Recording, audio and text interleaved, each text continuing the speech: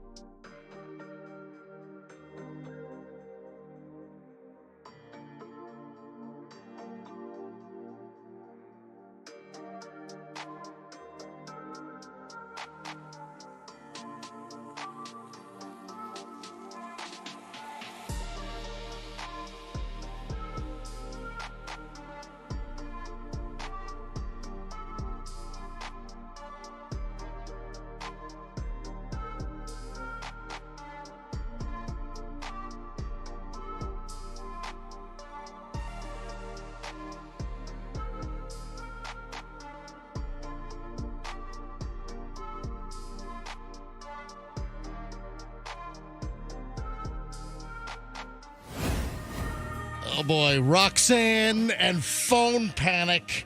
Roxanne had phone panic set in just as we were going to the break a few minutes ago before the commercial break. Phone panic. Roxanne realizing she didn't know where her phone was, and she's like patting herself and looking all around and rummaging through her purse. And have you resolved your phone panic? I have. I was trying to keep it together in the first segment, but it was really weighing on me that I couldn't find it. Oh, so the whole first segment when we're talking about all the crappy Olympic food for the athletes that they're complaining the food sucks. All I could think except about. for a muffin. So you were totally distracted and preoccupied really because of your phone phobia. Yes. I knew I used it in the car, so I knew I didn't leave it at home. But then you have that thought, like, what if I had it with my papers and my computer here and it fell into, like, the gutter when I was walking in? That's what your fear is, right? Yeah, well, you could have dropped it getting out of the car. And, Right. And I saw, like, a suspicious lurker this morning when I came in. No, seriously. For real, you saw a suspicious lurker? Folks, you have the MJ Morning Show that you're listening to right now. It is a Thursday morning. Welcome, everybody, especially all the early morning listeners, the first segment listeners here on the MJ Morning Show. Thanks for checking us out early.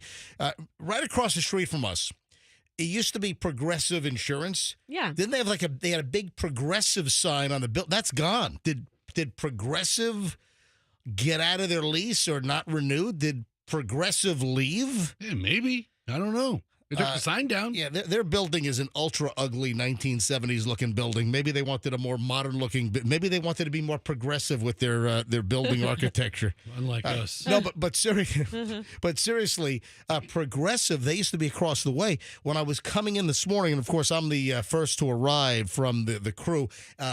On air, at least. Andrew, our producer, is here first. I'm here second, and then you guys pretty much just stroll in right when the show open music is playing. You got to have that energy, that, walk in energy, let's go, come in hot. When I was coming in this morning in the parking lot, I noticed across the street where the old Progressive Insurance building used to be that there was like a darker pickup truck blacked out. So lights were out, and they were pulling on the side of the building toward the back. And I'm like, that doesn't look good. That looks a little suspicious. Yeah. That looks a little sus. Wow. It's a suspicious lurker. But then I walked inside our lobby, and they have like the list of all of the tenants. Yeah. Mm-hmm. And I was looking for like a security phone number on that. I didn't see a security number. No. Yeah, I didn't know if it rose to the occasion of me calling the St. Pete Police Department to say, hey, there's a blacked out pickup truck with no lights on kind of lurking, But what I'm saying is, if you would have dropped your phone, the lurker might have found it, and then he could be driving off with your phone right now. But you found your phone. I did find my phone. All right, so where was your phone? It was jammed in between the seat and the console. The middle console and the seat. It had just fallen in there. All right. So I dug around and found it. And by the way, we do have security here. And they ride around in their golf carts. I know. Okay. That's what I'm saying. But you just couldn't find the number I don't to reach see them. a phone number to find security. Okay. They didn't have like a 24-hour security phone number. Yeah. There's a management number, and I don't know if that forwards to like 24-hour answering. Maybe it does. Maybe I should have tried that. Anyway, so I'm glad you found your phone. And then, Fester, you used to be able to track Roxanne. Did Roxanne finally shut that off? Apparently she did. Because Fester could have been able to use the tracking that you had set up. Yes. Where Fester was able to follow you. He would have been able to tell you, I see your phone in the parking lot. Exactly. Inside your car. Does it pinpoint it that close, Fester? Yeah. Could you zoom in that close? Well, here's the thing. I took you off my list of people who follow me simply because what if I ever want to call in sick to work one day and I'm not really sick? And then you're like, wait a second, she's at the beach. She's in the Bahamas. Bahamas. That's not going to work. Yeah, exactly. Yeah, she's in the Bahamas. That'd actually be funnier. Yeah. But right. You're greatly overestimating how much I care. 6:25 at the MJ Morning Show. Let me talk about what I kind of teased a minute ago about graffiti. Do you know there's like a graffiti code of ethics? Since you mentioned it, it makes sense because a lot more people would be getting shot if you called people out. I mean, I don't know. Is that what you're thinking? I didn't know this. No. There's a code of ethics. And I learned something new, that if you're a graffiti artist. Like Banksy? I would say probably a little lower level than Banksy is what I'm guessing.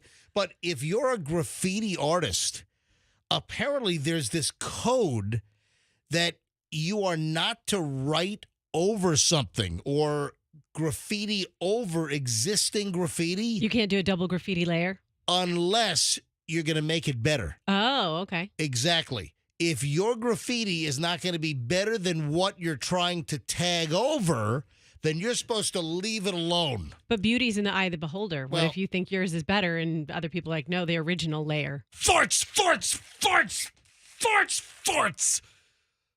No, I'm not having a Tourette episode, folks. You're staring at me. Well, Yeah, you just made a spectacle of we all yourself. are. I mean, we're in the middle of talking about graffiti. You drop one code of ethic. All right. Apparently, there's a graffiti artist that's just writing farts over other people's graffiti. See? Well, That guy's cruising for a bruising, I man. started cracking up when I saw the story. In Ann Arbor, Michigan, which is home to University of Michigan. Yeah, so big, Wolverines. big, huge college town. In Ann Arbor, Michigan, I didn't even know this. Which, by the way, I just have to tell you, if you want to pepper in some more Olympic talk, a lot of the Olympic team is from University of Michigan. Oh, they are? Yeah, so there you go. More Olympic talk. Continue. So up in Ann Arbor, Michigan, they have a place called Graffiti Alley. And this is a place, apparently, where graffiti artists can do all of their work. But apparently there's some graffiti artist that is just spray painting in white spray paint farts all over on top of other people's graffiti. That's no good. So that's why I went, farts, farts, farts, farts, farts. Okay, I will say the farts. I'm looking at some of the samples now. Oh, Fester found the story online. I will say the farts guy Yeah. has the best penmanship It is a Oh, very yes. any spray painter I've ever seen. it's a very pleasant spray painting font. That's the perfect. It's pleasant. It's a pleasant font. It's got a nice flow to it. There's a nice rounded feel Yes. to some of the letters. It's not quite bubbly and immature. Yeah. Just happy, pleasant font. Gary Horton's artwork can be found in a number of places in the Ann Arbor area. The Ypsilanti, Michigan-based muralist and graffiti artist has colorful, action-packed murals that pop on the sides of downtown buildings and large paintings on display inside the Michigan Theater. But one place you might not find him doing work again is in Ann Arbor's Graffiti Alley, which has been repeatedly tagged with the word farts hundreds of times in the last year. Look at this. It's over the. It's almost a joke. There's got to be more than one person doing it. There's a graffiti alley where I guess graffiti artists are. Is it sort of like, to stop your kids from writing on the walls, you come up with some like exciting place for them to draw crap, right? Yeah, exactly. Yeah, so is that what Graffiti Alley's all about? It's two things. One, if you have a graffiti alley, eventually it turns into urban art. Yeah. Because Yeah. it's not, Look, graffiti there's a great Bart Simpson graffiti. Look at that. That's good. There are some very, very talented graffiti artists. Oh, that's it. I remember when I was working in Los Angeles. This is 1989, 90, and part of 91. And I was working for a radio station, KQLZ Los Angeles, Pirate Radio. You don't have to say it like that every time. Yes, I do. Pirate Radio. Well, out in L.A. during that time frame, there Yes. was a California graffiti artist, and I think that he was responsible for tens of thousands of graffiti tags, I think from like San Diego up to San Francisco. And you'd be driving on the 405, the 101. Take the 405. To the 405, to the 101, to the 127, to the 116.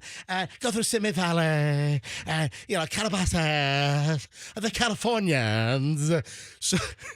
So you would drive in LA, and even on like the surface streets, you'd be on like Sepulveda near the 10, and you would see this graffiti tag all over the place.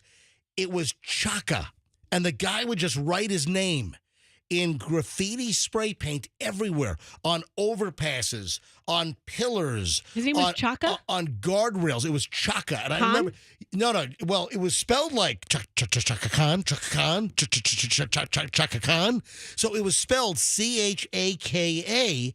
And this dude was responsible. Did you just pull up the guy's Wikipedia? Yeah, his name is Daniel Ramos. Right. And he was born in 72, so he's what, 53 now? 52? Yeah, But right, he was a 52. graffiti artist. Yeah. Responsible for the Chaka Tags that began to appear throughout the state of California during the 80s and late 80s, early 90s. And I saw it was everywhere. Chaka, and they finally arrested the dude. And here we go. Authorities in Los Angeles identified approximately 10,000 unique tags bearing the moniker on various surfaces of public and private property, including walls, bridges, freeway signs, lampposts, done primarily through the use of spray paint. The graffiti caused an estimated $1 million in property damage. Only 24 hours after being released from jail on probation, he was arrested again for allegedly scrawling his name, Chaka, on a courthouse elevator door. Good for him. Like Chaka. Anyway, so back to Ann Arbor. There is a code of ethics that you're not supposed to put new graffiti on top of old graffiti unless you can make it better. And again, that is like in the eye of the beholder. Sure. You know, you might, in your head, you might think you're making it better, but you're not. But somebody in Ann Arbor is spray painting farts all over other people's graffiti. Making it better, in my opinion. All right, 6:32 at the MJ Morning Show. Early morons in the news. I hope we didn't instigate something here. I hope farts is not going to start showing up all over the Tampa Bay area, all over roads and signs and bridges and everything. All right, 6:32. We don't have a terrible graffiti problem here, although I have seen some graffiti pop up in South Tampa, for instance.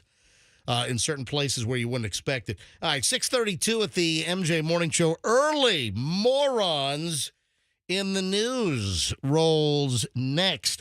Let me tell you.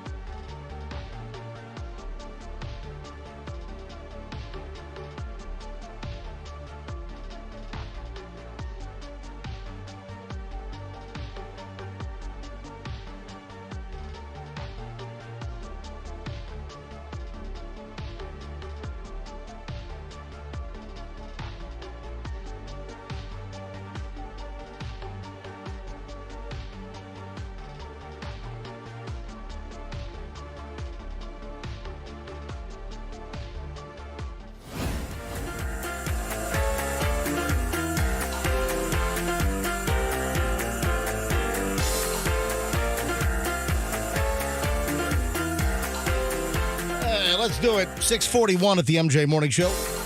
Time for the early morons in the news. Never a shortage. Oh, also, there is a very interesting, bizarre Tampa Bay Rays story that I have this morning. We'll get to it after 7 o'clock, so hang on. It's a very interesting story that is only popping up from one source and is not showing up anywhere locally. And it is, I think it's a little inflammatory, actually. And, of course, this is on the heels of the stadium being approved, and they signed big ceremony that they had all the pens out, and they're signing the deal yesterday for the new Rays Stadium in downtown St. Pete and the whole Gaslight District and everything. What is it? What do they call gas work? What is it? What is it? Gas? Wasn't it gas plant? Gas problem? Gas plant. The gas plant. Where's Gas Works? There's some place in the country that's the Gas Works District. Yeah, all gassy. All right. So the Rays story's coming up. You got a loaded show today, so don't move. Don't miss 1 minute. Go all the way to about 9:45, 9:48 with us because we're jammed up good today. All right. Early morons in the news. Got a woman here in Florida. Of course, we're very heavy with Florida morons because, well, Florida morons could float this segment every single day. But I do sprinkle in some other geographical locations for a little texture and variety. Listen to this. Florida woman arrested while looking for her favorite drink, Diet Pepsi, at Walmart. Why do you think she was busted for just trying to buy some Diet Pepsi at Walmart? What could go wrong? Was she doing Coke while she was buying Pepsi? No. I mean, it's pretty obvious to me. She wasn't supposed to be in Walmart. She'd been previously trespassed from Walmart. Oh, okay. What the hell do you have to do to get kicked out of Walmart? I mean, it's got to be a pretty high barometer. Yeah, just take a look at the website, The People of Walmart, right? Yeah. Kathleen Hagen was arrested on July 25th, charged with trespassing. She also had an active warrant for failure to appear on a separate retail theft charge. Yeah, this is up in Ocala, just up the road here. She was banned from visiting Walmart. What are you going to do to get banned from Walmart? All right. Listen, of course, there are numerous things you can get banned from. But she was arrested last week after she returned to this Walmart in Ocala hunting for a specific pack of Diet Pepsi, according to the Marion County Sheriff's Office. So Kathleen Hagen is a 65-year-old fine Florida example. Yeah. She was arrested for trespassing after the incident that allegedly unfolded at the Walmart on Bahia Avenue. A records check revealed that an active warrant was out for Hagen for a failure to appear on some other retail theft charge. According to the arrest affidavit, Hagen visited Walmart on July 25th, despite having been issued a trespass warning back in May. Deputies said she knew about this warning. Hagen claimed that she didn't think she would get caught and that Walmart has the specific pack of Diet Pepsi that she likes. What special pack of Diet Pepsi does Walmart have that you can't get at Target or at Publix or at Winn-Dixie? I think Walmart has like a 20-can case or something. That might be it. But otherwise... Leave it to Fester to know about sugary drinks. Listen, I know about... this is Diet Pepsi. But, I know about everything in the soda aisle. Of course you do. Yeah. So Walmart has a special offering, a special vendor pack that Pepsi produces for them? I don't know if it's just for them, but I know that they carry a larger box of soda cans. Because typically, typically it's we don't buy a lot of soda. Okay, we buy Chloe occasionally buys like a pack of Coke or something, but those are 12 packs.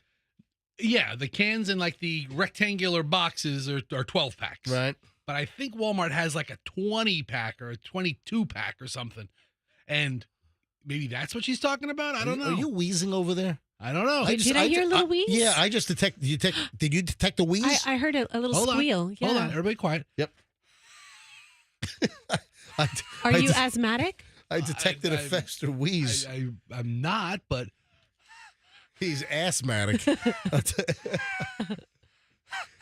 That's what I heard. Yeah, I heard that a too. little bit of a wheeze. In the middle of one of your sentences. Yes. Yeah, okay. So apparently, okay, it's a small wheeze. Your next career move is going to be joining the band Weezer. Great. So anyway, she was busted at Walmart. Deputies confirmed the trespass warning, took her into custody. I'm impressed, though, that Walmart was able to detect that she was not supposed to be in the store. Do they have like some facial recognition? Yeah, do they have some AI facial recognition system that like some big red light and some kind of buzzer in the manager's office goes off? It's like, I gotta say, there she is. There's Kathleen Hagen. She's not supposed to be in the store. Do they have like a board of faces like the old post office of wanted people? They must have, back in the back office, they must have like a wall of shame, a Walmart wall of shame that you're not supposed to, see these customers inside the store, that they've been trespassed, they've been warned, don't come back. That's what I'm thinking. So there you go. And I had no idea that Walmart had a very special pack of Diet Pepsi that she wanted. Could have saved a whole lot of time by going to Publix or going to Winn-Dixie or Yep. going to Target or going to Save whatever the hell they have up Here there. it is. Yeah. The Diet Pepsi cube of 24 cans. Oh, it's the cube. Oh, look at that. I mean, I don't know if I'm calling it the cube, although Pepsi. That's very attractive packaging, by Yes. the way. And I'm a student of packaging.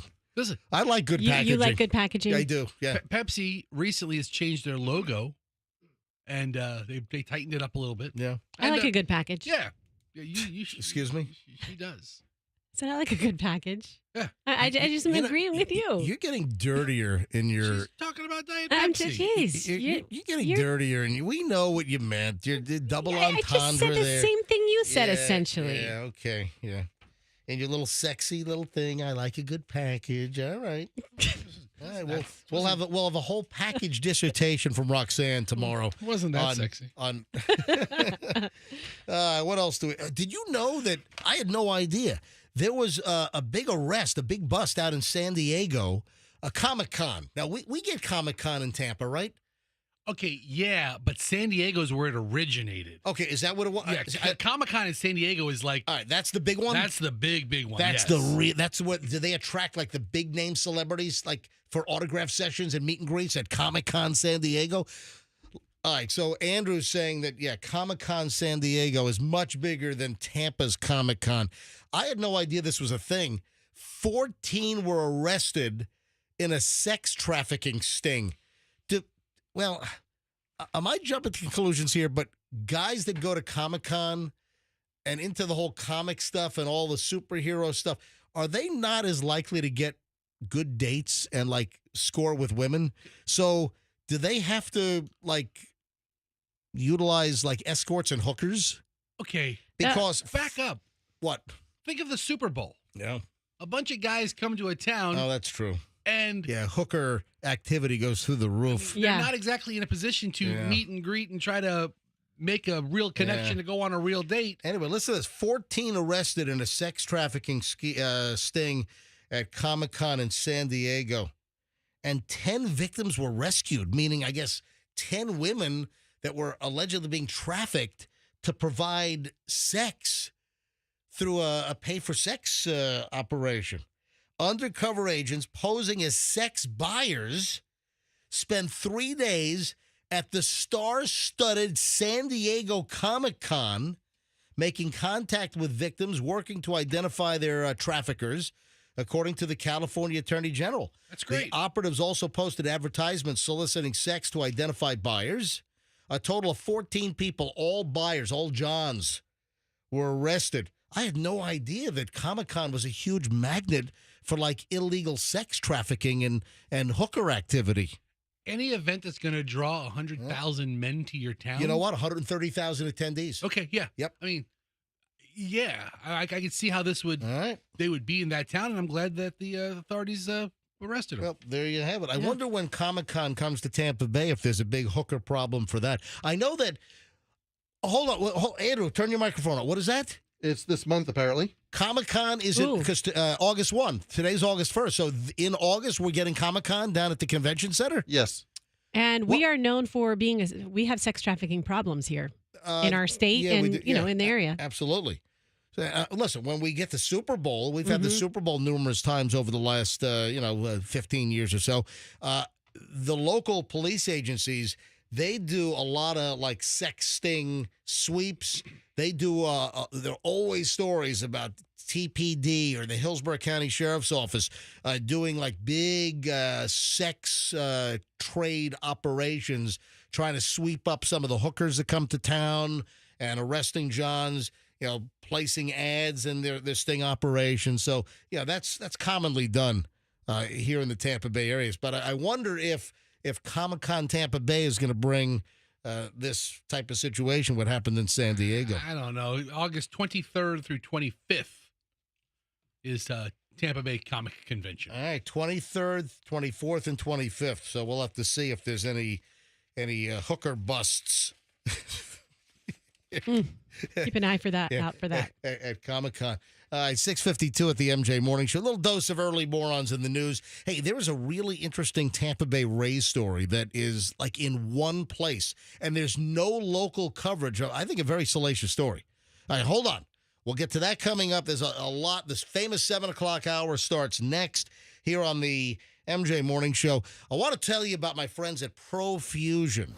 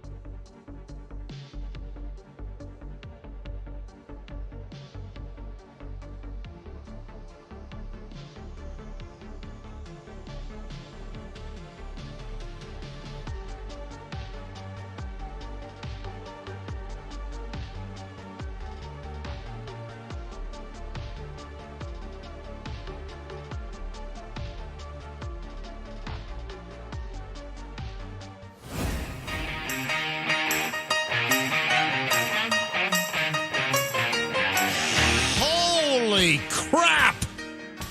Andrew, let me know when you have that audio bite up on our button bar. Let me know when it's there.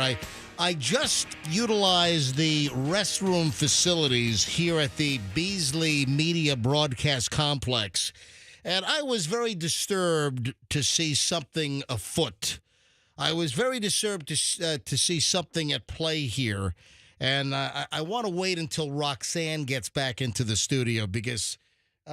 here she comes right now. Hey, hurry up. We're back on. We're back on. So, yeah. During the break, Very I was What just happened? saying that during the break, I went to the restroom. I saw that. Wow. What are you tracking me I to have the restroom? Eyes on you everywhere. You can't take a step in this building without me seeing. You watching me? Yes, I always feel like somebody's watching me. it's me. You like that ASMR, is that right? Oh, I love it. Is it ASMR? Or Yes. And what does that mean? What does that stand for? ASMR? It's like sound. Auditory. Yeah. It's autonomous sensory meridian response. And you're into ASMR, and it's kind of turned into like is it like a fetish almost? I mean, if you don't know, here's the thing. If you don't like ASMR, you think it is a fetish. If you like it, you get it. And I believe it's almost a genetic thing because only 30% of people get the response that I get. But I was reading something that there are like ASMR women on like OnlyFans as well? I'm sure. Yeah, I'm sure. sure. Listen, Yeah, and they do different like Yeah. like a woman in a bikini is like squishing their fingers in Jello and stuff, and guys are paying $39.99 a month for that. Yeah, It's like, and what? they may, those guys who are paying for that may or may not get the legit ASMR response. They probably just like the women in bikinis or whatever putting their hands in the Jello. Yeah, they like the Jello. Right? They like the Jello. Squishy Jello Yes. sounds. So it's something, again, if you get it, you get it. If you don't, you think it's totally weird and creepy. Like my mom thinks it's creepy. I Right. sent her some. I was like, Mom, here, if you ever get stressed out, watch this stuff. It helps me. And she's now- like, this is weird. Roxanne gets it in her world. I do. You're into ASMR. It's very simple. What is your favorite type of sound in ASMR? I love JD Lady. And so she does what's What? called, her name is ASMR JD Lady. JD Lady? And she does what's called fast and aggressive. And Fester, if you want to pull her up, you can. Roxanne likes it fast and aggressive. Yeah, and JD it's Lady. just it's for like people with ADHD. All right, but what are the sounds? What are the noises? Clicks and I mean, she just does all this cool stuff. It's so fast. It keeps me entertained, but also relaxed. And I mean, she can do anything. They take all kinds of toys, of hairbrush, put the hairbrush on the mic. They So to get like a yes. It's just hold on, listen. That's ASMR? Yeah, it is essentially. But you know what's crazy? I don't know if anyone else who is into ASMR like I am has experienced this. I can't enjoy ASMR if someone else is in the room. What does that tell you? What does that mean? You like it solo. Yeah, Yeah, I I do. mean- Like, I can't get the tingles. Like, if Doug comes in and I'm listening to ASMR, I'm like, you're going to have to leave because I'm not getting tingles when you're in here. And the tingles that I describe, it's almost like it runs down the back of your neck and it just kind You of get gives you... tingles down the back of your neck Yes. with certain ASMR experiences? Yes, I do. And by the way, when we talk about this, it's so funny because it's very polarizing. So some people will be like, "Oh, really, Roxanne? You watch JD Lady? I'm gonna have to check her out. I watch this person. They're very into it." All right, Fester just brought, and Yes. I haven't even talked about why I'm bringing this up. No, some people 'Cause- are repulsed by it. They're like, "Roxanne, this is creepy. What? It's this? These young girls? It's not. I mean, they're all different ages." I but- have recorded what could be ASMR. I Okay. want to know if it floats your boat. Okay. I want to know Again, if my SMR turns you, Roxanne, on. It's not a turn on thing. It's not you sexual. got tingles down It's- your neck. It's relaxing. It gives a sensation. response. It's It's, not a sensation. Yes, it's a body high, but not a sexy thing. Fester just brought up the shady lady. JD Lady. I'm sorry, JD lady. Uh-huh. So Fester, this is on YouTube. Yes. All right. She has. What?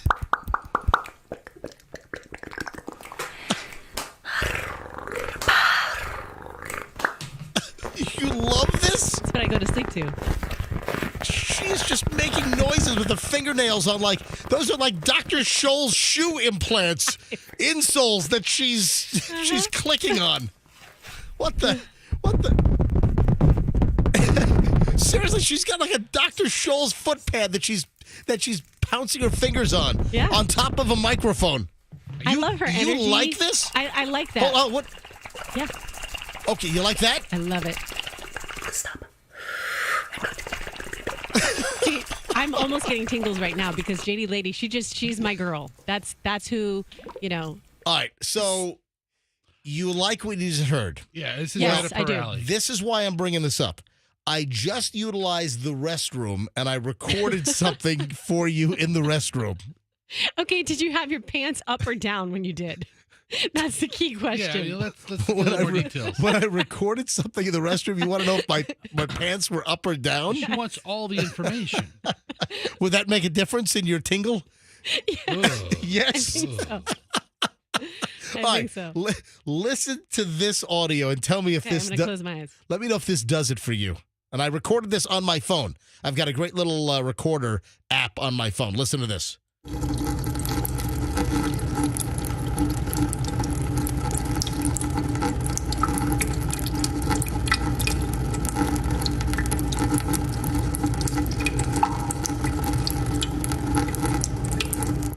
Yeah, it does something for me. You like that? I do. I mean, if you could pull it down just a little bit, Oh, you mean just a little less. Pull what down? Just What do you want me to pull down? Just, Pull it down a little bit? Just a little less aggressive. Like, I don't know if that was water dripping. I don't know what it was, but if it could just be a little lighter. Yeah, perfect. Is that good? Yeah. You're in the zone? I don't quite have tingles yet, but I'm very relaxed. Is this the sink water, or is this you using the facilities? Somebody left the sink running. Okay. I was just appalled at the waste of water. I walk into the restroom, and I'm like, what's that noise? And I look over. Somebody has the sink running. Somebody did not turn the sink off. And I have no idea when it could have been yesterday at 6 p.m. I don't know. Nobody's here overnight. This place is a ghost town.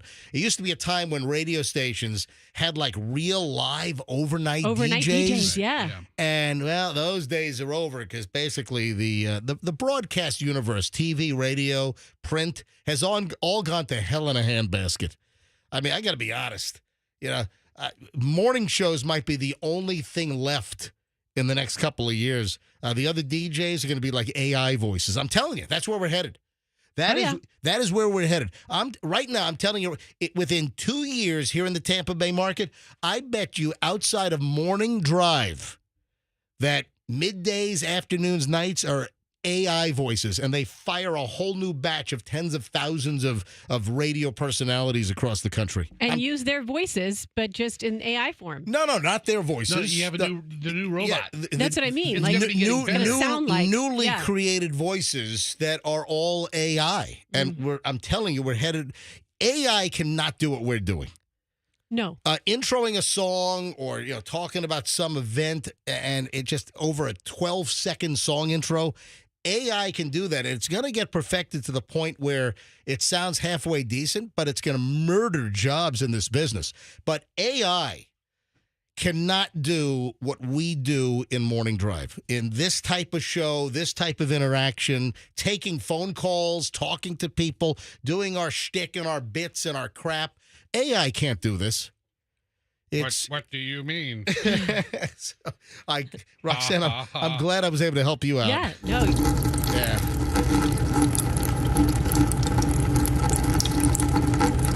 That is the sink running. How many gallons of St. Pete's finest water were wasted by the sink running? And I was a good Samaritan. I was a good citizen, and I turned the sink off. Yes. Yes, you were. Yeah. The mayor will be giving you a declaration later in the day. You're like the Parisian chefs. Thank you. Reducing the carbon footprint. Thank you very much. Andrew brought up one of those AI radio DJ examples. Oh, let's hear it. About a year and a half ago, we made fun of something called Radio GPT. And it was just awful, but it's going to get perfected. But we played this like a year and a half ago. Listen to this. Every voice you hear on Radio GPT is 100% AI. Here's what's trending on social media in Springfield, discovered and delivered in real time on Radio GPT. If you fake being sick to get out of work, let us introduce you to your leader. Amanda Briggs has been fired from Springfield University for allegedly faking a pregnancy to get 7 weeks of paid time off. Co-workers say there was something odd about her baby bump. She was accused of fraud after sharing pictures of different babies to try and prove her story, and now faces up to 25 years in prison, which could make anyone's water break. Oh, God. Live, made locally in Springfield. 100% voiced and powered by AI. This is Radio GPT. Oh, God. All right, listen. All voices, reasoning, and snide remarks on this radio station. I mean, how bad? Can you imagine listening to a morning show with that woman that just did the water breaking joke? That's not what you're listening It's to. That's awful. That's the first incarnation That's of it. Yeah, that's If what it's that good out of the gate. That's what I'm saying. It's gonna get better. They're going to be able to fire midday DJs and afternoon drive DJs that are pretty much just playing 12 songs an hour and talking over intros. I'm telling you right now, within the next couple of years, a lot of those jobs in radio are doomed. But a morning show like ours, you can't replace us with AI. All right, I've got a game here. I got a game I want to play. I love games. It's going to be the mountain climber game from The Price is Right. How much money did Delta Airlines lose with that whole meltdown with that CrowdStrike Microsoft? It's supposed to be a software protection to prevent hacking, right? So CrowdStrike and that whole meltdown a couple of Fridays ago. How much money did Delta Airlines lose with the cancellation of thousands of flights? I mean, it's got to be in the millions, right? Is it $8 million? What? I don't know. $8 million. There's only one no, day. Keep going. $15 million? No, keep going. 100 million. No, keep going. Oh, they lost more than $1/10 billion. What? They lost more than $100 million. Yes. Yes, they did. Wow. Okay, I had no idea it was that much money. And I'm just going to tell you. 125 million? No, higher. 200 million? Higher. Shut up, really? 300 million? Higher. $500 million. Yes. Really? Wow. Ed Bastard, who is the CEO of Delta Airlines. His name is Bastard? Oh, I'm sorry, Bastion. Ed Bastion, sorry. So close. It's not Ed Bastard, sorry. So close. No, it's Ed Bastion. You cannot be the first person to make that mistake. That happens to him all the Guess time. what? I'm guessing during contract negotiations with the pilots union, I'm guessing that they've referred to him as Ed Bastard in the past as well. Anyway, Delta Airlines is a pretty well-run airline. Delta Airlines is my airline of choice for the most part. That's the airline I fly the most is Delta. Delta's chief, Ed Bastian, said that they're going to take a $500 million hit because of the whole CrowdStrike global outage a couple of weeks ago.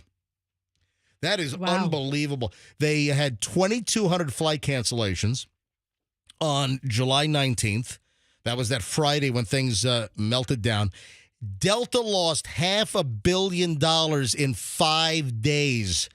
Ed Bastian, the Delta CEO, told CNBC while he was doing a live interview from the Olympics in Paris. Now, do they have any recourse against? Well, I'm glad you brought that up. Okay. That is an excellent Roxanne question, as opposed to some mediocre questions. Which I throw those out too.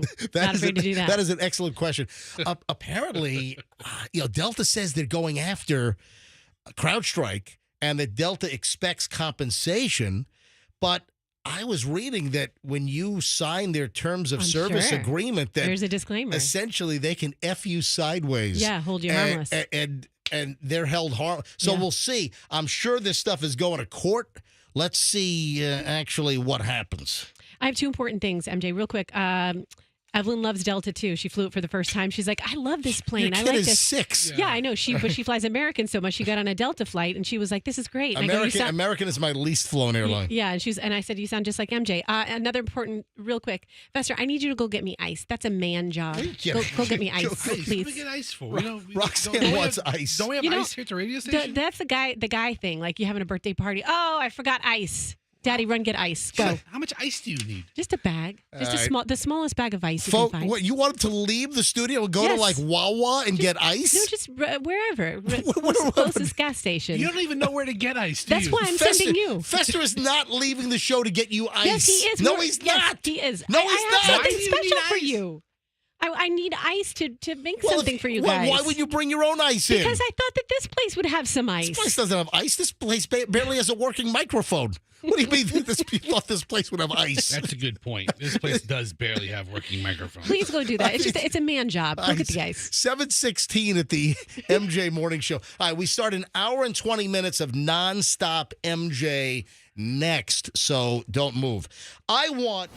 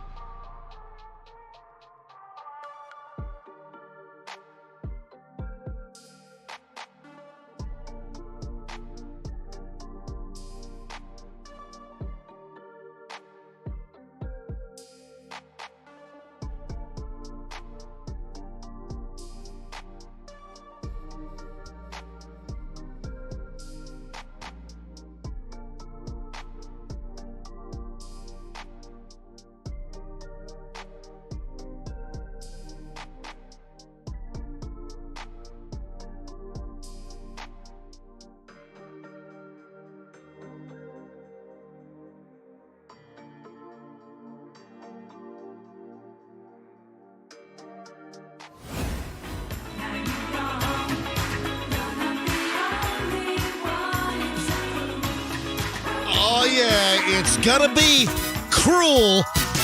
All summer long, Q105. What a perfect place for that old Warp Factor jingle, huh, Fester? No kidding. It's let me try it. I can do that again. So we just did Cruel Summer, Bananarama, and it's gonna be cruel. All summer long, Q105. And you know who's the cruelest of all? Roxanne is the cruelest of all. Boy, I'm glad you said it. Yes, Roxanne is gonna be cruel. All summer long, Q105. Yeah, right here on Q105. Cruella DeVille. Yeah, Cruella Roxanne DeVille right here on the MJ Morning Show. All right, hour and 20 minutes of nonstop MJ starts right now. We got this weird little Rays story, which is in one place. We'll get to that momentarily. It's an exclusive from one source. Nobody else locally is bringing this up or is reporting this item regarding the Rays right on the heels of this new stadium deal being signed.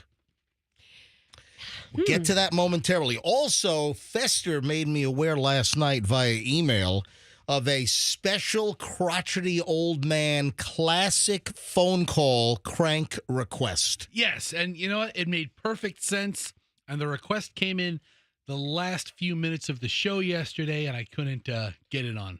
You couldn't fulfill Yeah. the request during the last minutes of the show, but we've got an hour and 20 minutes to fill, as we do every morning about 7:25, 7:26.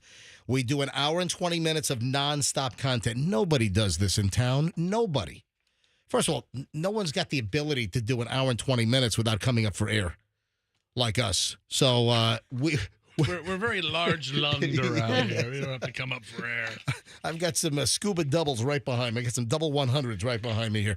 All right, so we'll get to a classic crotchety in just a matter of moments. This is a funny one, and this is based on a story that we had yesterday, and I guess the request was made after we did the story because it has to do with a local news item involving a gas station and bad diesel. Yeah, it kind of fits.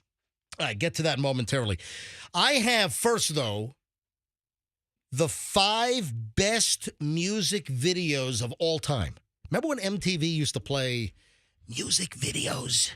Yeah. Remember when it was MTV Music Television? Dun, dun, dun, dun, dun, dun, dun, dun, dun, dun. Remember? Yeah. The spaceman with the flag on the moon. And remember the whole MTV logo? Oh, yeah. So- And Thriller. My son Hudson is getting really into everything that Q105 plays. He knows all of our songs. That's and good.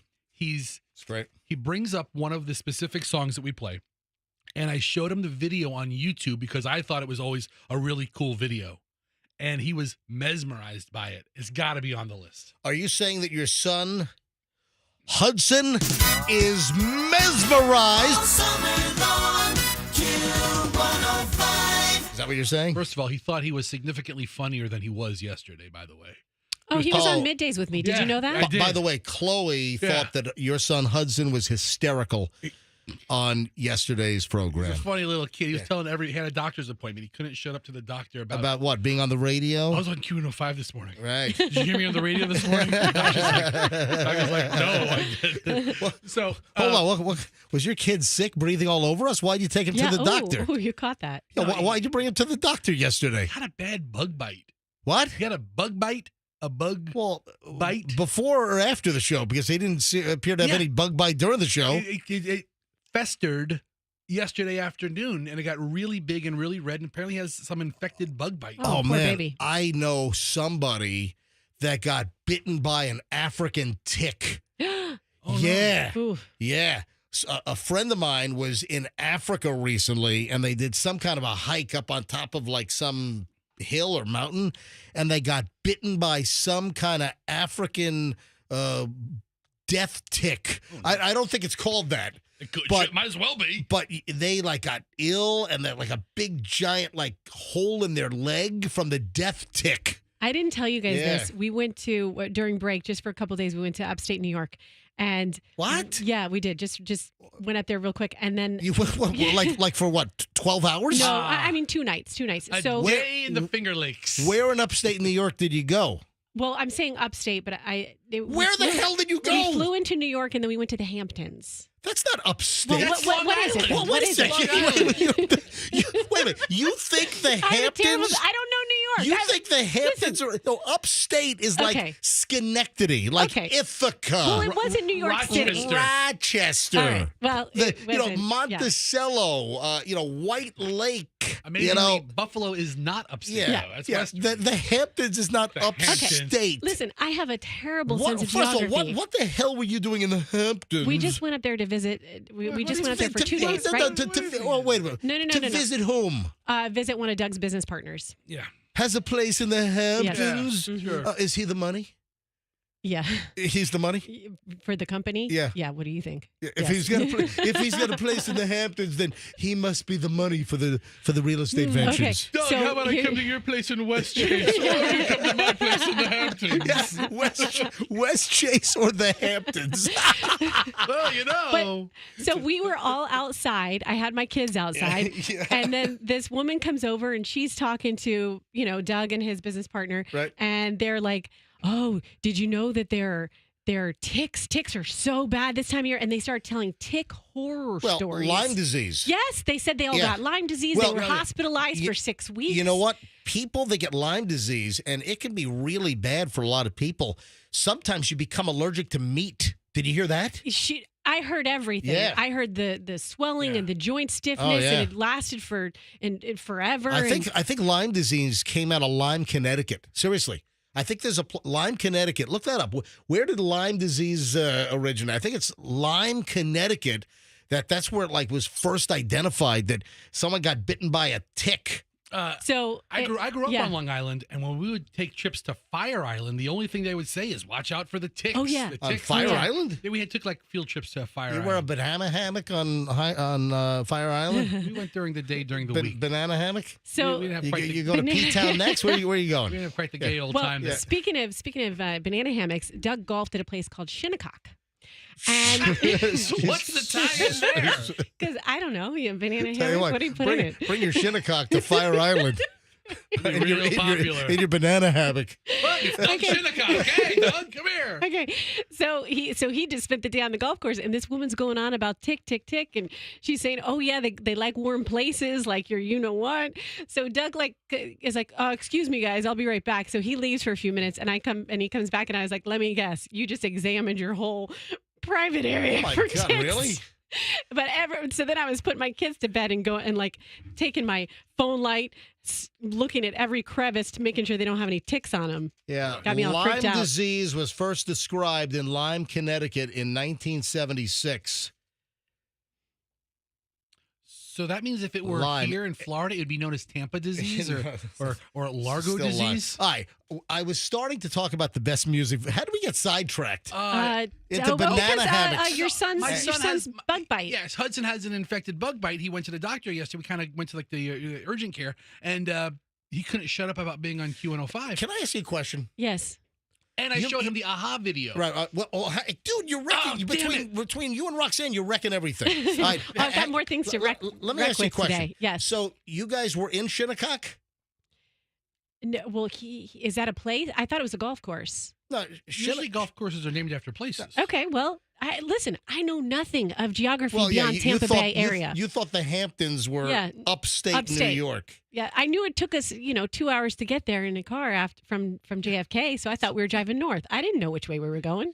Yeah, so It's just along for the ride. Shinnecock Hills is on Long Island. yeah, it's Okay. Shinnecock. Uh-huh. Let me ask you a question. Okay. Okay. If you sell lollipops Uh-huh. in Shinnecock, Uh-huh. could you sell Shinnecock? I'm so confused. The Shinnecock Lollipop? Well, there's another name for a lollipop, but just asking. That'd be a great name. But this joke is over my head, Fester. Could you write it down for me, please?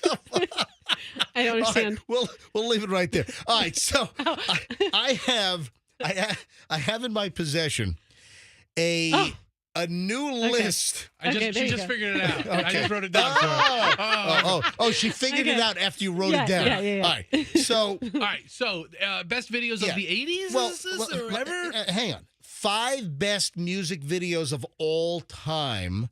And this is rated by music experts. 5 best videos of all time. And I was mentioning, hey, remember when MTV used to play music videos? You know, the early 80s, I mean, even into the early 90s. I mean, MTV was where you would see the latest music video. We saw the evolution of creativity in music videos, which the creativity in music videos then found their way into other forms of media as well. So we owe a lot. So I have a list. According to according to fans, the best music videos of all time. Are you ready? I'll start off with number 5. The 5th best music video of all time. And this is according to Study Finds, a survey. They looked at 10 different websites. They did research. They compiled all the data and came up with the 5 best music videos of all time. Number 5. Oh, Roxanne's getting ready to do something. Did you get your ice? Yes. Who got the ice? Somebody from our promotions. Jackie did. She's so sweet. Who's Jackie? Jackie, who works in our promotions department, gets here super early. Okay. And she ran out and got a bag of ice. Oh, She's that's the nice. best. All right, so the 5th best music video of all time is this.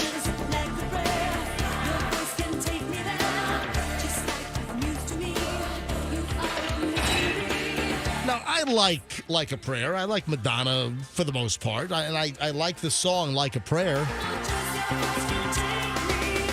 I don't know if I'd list that as the 5th best music video of all time. All right, this list already sucks, in my opinion. Yeah, well, I mean, wouldn't you put Justify My... That was more revolutionary. Justify My Love, that was... Oof. Okay, so now if it's videos that caused controversy, then this belongs on there because... Yes. Remember the burning crosses Yeah, and when Like Exactly. a Prayer Yeah, came out? the attack on Catholicism. There yeah. was a lot of There was. backlash in that way, but... Number 4 best music video of all time is...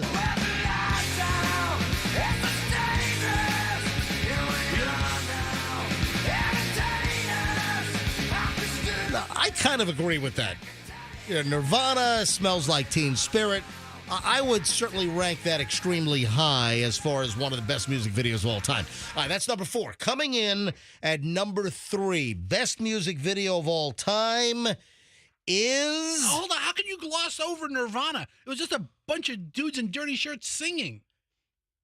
Dude, it was impactful. That whole album was impactful. Okay, great. It wasn't a life-changing video, though. All right, well, then I'll tell you what. You hunt down all the people that responded and you, why don't you egg their house? So far, 5 and 4 kind of suck.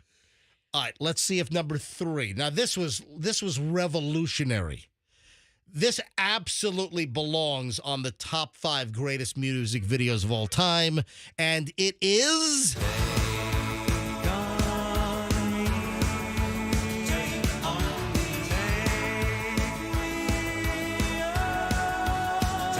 This was revolutionary, where the live action turns into the sketch animation. Oh, yeah. Yeah, I mean, Take On Me. I'm kind of on key there, wasn't I? You're in the ballpark, but not really close. So, MJ, this song played yesterday while we were driving into the radio station, and Hudson's singing it at the top of his lungs. great. And I said, hey, What is he, 7 years old or 8? He'll be 8 next month. Right. And I said, hey, listen, when we get home, I'm going to show you the video.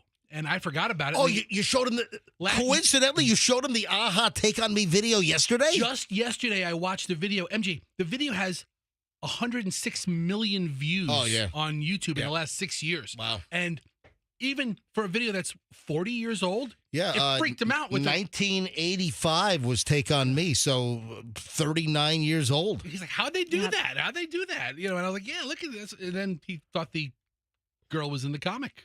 I feel like Take On Me is in so many recent movies, not so many, but a handful of recent movies. Wasn't it in Mario? Was it in the Mario movie? So a lot of movies now Sorry, I missed that one. Okay, well, hold on. You would, first of all, you would like it. You would. The Super Mario Brothers movie is really good. I'm sure it is. But what it does is a lot of these movies now, Trolls, the Super Mario movies, their whole soundtrack is what appeals to the parents. Coming in at number 2, best music video of all time.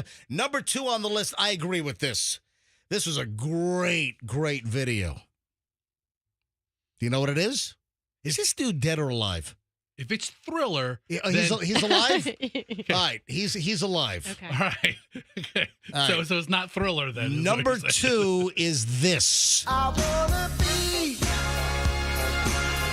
sledgehammer. Here's a great video.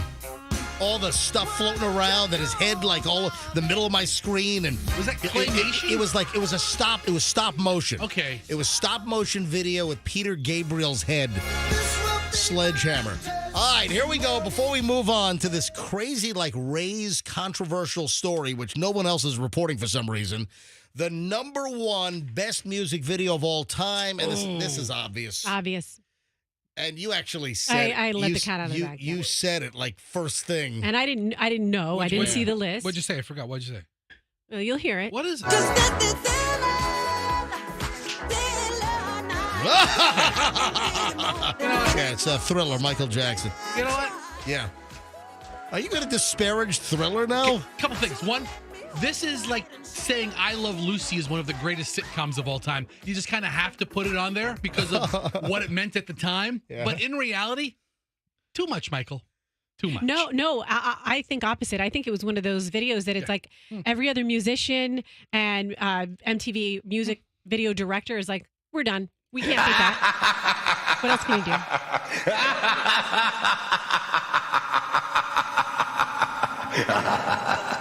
So I recently read that Vincent Price.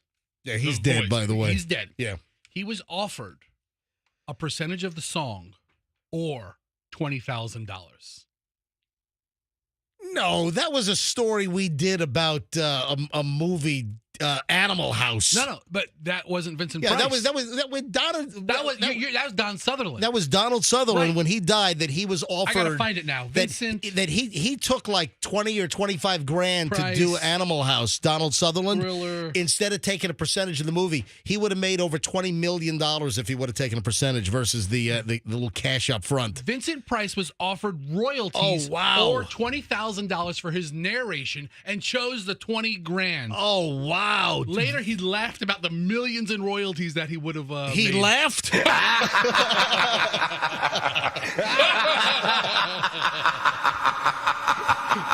He could have been laughing even more to the bank. I'm kidding. If he would have taken the royalties, if he would have taken the back end on that deal. All right, this Ray's story. Hey, can I interject for one moment, please? We're going to get to the Ray story, but I just want to say those are like nostalgic videos that we just talked about. Yeah. Bring back all those memories. Uh-huh. And just a little tease. I would say iconic. Iconic? Yeah. Iconic, but also ring a note of nostalgia when Right. I hear them and take me back to a place in time. And I have an apparatus in here today that is going to take us back. What do you and have? it's gonna, What do you have? A thigh master? what kind of apparatus do you good. have? I mean, when That's you good. think of 80s Yeah. apparatus, Take us Yeah. back. No. Take us back. Suzanne Summers there the, talking about the thigh master. That's Roxanne's apparatus. if I use the apparatus I brought in and use the thigh master simultaneously, that would be a thing. Okay. It would be. All right. So you have something else you want to do later on? Yes. Yes. And you're going to love it. This You're is gonna right demo. up your alley. You're going to demo some apparatus. A nostalgic apparatus. All right. And when would you like me to sandwich this in? Whenever you would like to. Okay, Thigh all right. master it in there. I'll just Squeeze it in. I'll just jam it right in. Okay. I master it in. All right. Also, I've got the item I teased, and you know what? I'm such a bad radio host. I blew right past yesterday's tease, so I'm gonna. You know what? Let me Do it right now. Let me do those right now, and then I'll get into the Rays story. There is this exclusive Tampa Bay Rays story that is only being reported by one source yesterday afternoon, and nobody locally has picked this thing up. I'm like, what is going on? And it's very detailed. It's very intriguing. Get to that in a minute. First, though, my teased item from my promos that ran yesterday after the show. I think my tease was something like, how would you like to make $450 in like 4 hours? Seriously, how would you like to make $450 in 4 hours? What are you picking up a streetwalker or something? No. Okay. How'd you like to make $450, little lady? No. Although some might say that, well, Yeah. all right, no, I'm not going to say that. How'd you like to make $450 the disgusting way? This woman worked from 4 p.m. to 8 p.m. and made $450. Think about this. And this has Tampa Bay roots. 4 p.m. to 8 p.m. And Maya, 23 years old, made $451 to be exact. From 4 p.m. to 8 p.m. What did Maya, 23 years old, do to make that money? 4 hours, $451. How old is she? 23. 23. I mean, you could have said 4 p.m. to 5 p.m. and I said Mons Venus, maybe.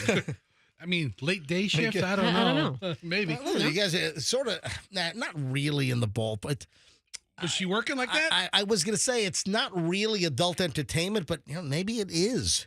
Was she like masseuse or something? Nah, local roots, 4 o'clock to 8 p.m. She's 23. She's a smoke show. Come on. Oh, a hot dog. When you sell the hot dogs on the side of the road? You're getting warmer. Okay. Getting warmer. All right, let me just. What? Yeah. Hot dogs is. All right. Remember when hot dog bikini people That was a thing. I'll give you another hint. All right. Gulf to Bay. Oh, she worked at Hooters. There you go. Look at that. Oh, yeah. So Maya has got a social media video that's blowing up, and she's holding up a wad of cash, $451, and she's like, hey, guess what I just made in 4 hours from 4 to 8 p.m.? I'm a Hooters waitress, and she's holding up a wad of cash that's $451. 4 hours, $451. So okay, is that every day? Is that just one off? Is she showing off her best day? it's not necessarily every day, I'm sure, but she's just demoing that on this day in 4 hours she made $451 in cash. And how much of that you think she's going to report to Uncle Sam? Yeah, how much you think that's getting reported to the IRS?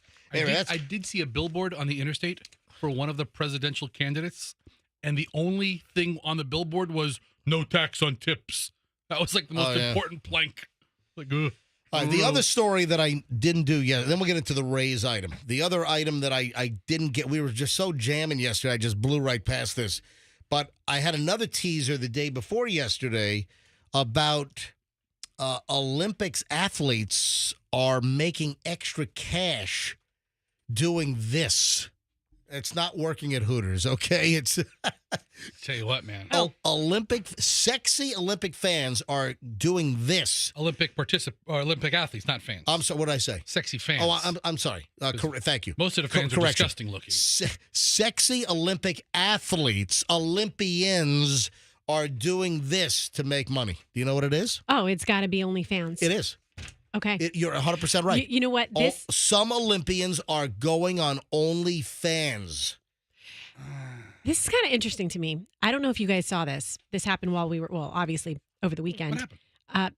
There was an announcer who said, what did he say? He said, what are they busy putting on their makeup or taking too long to get ready putting their makeup on, in reference to some of the Olympic women.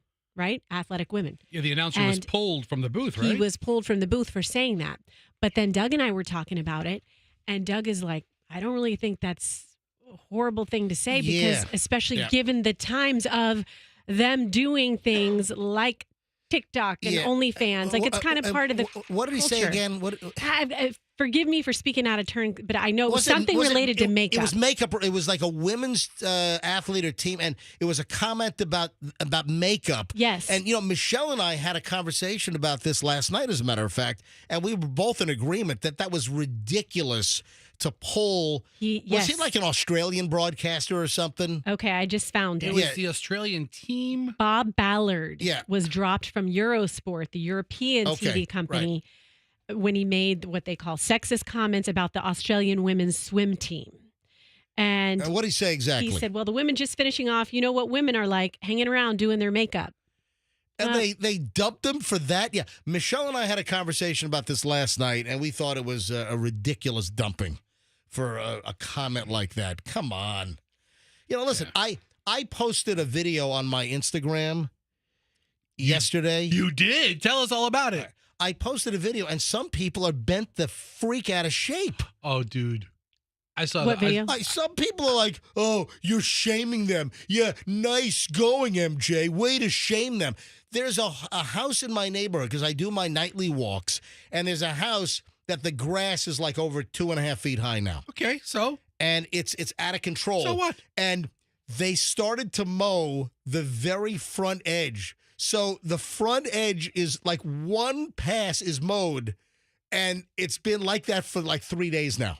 So one patch, the first row up front near the street is mowed.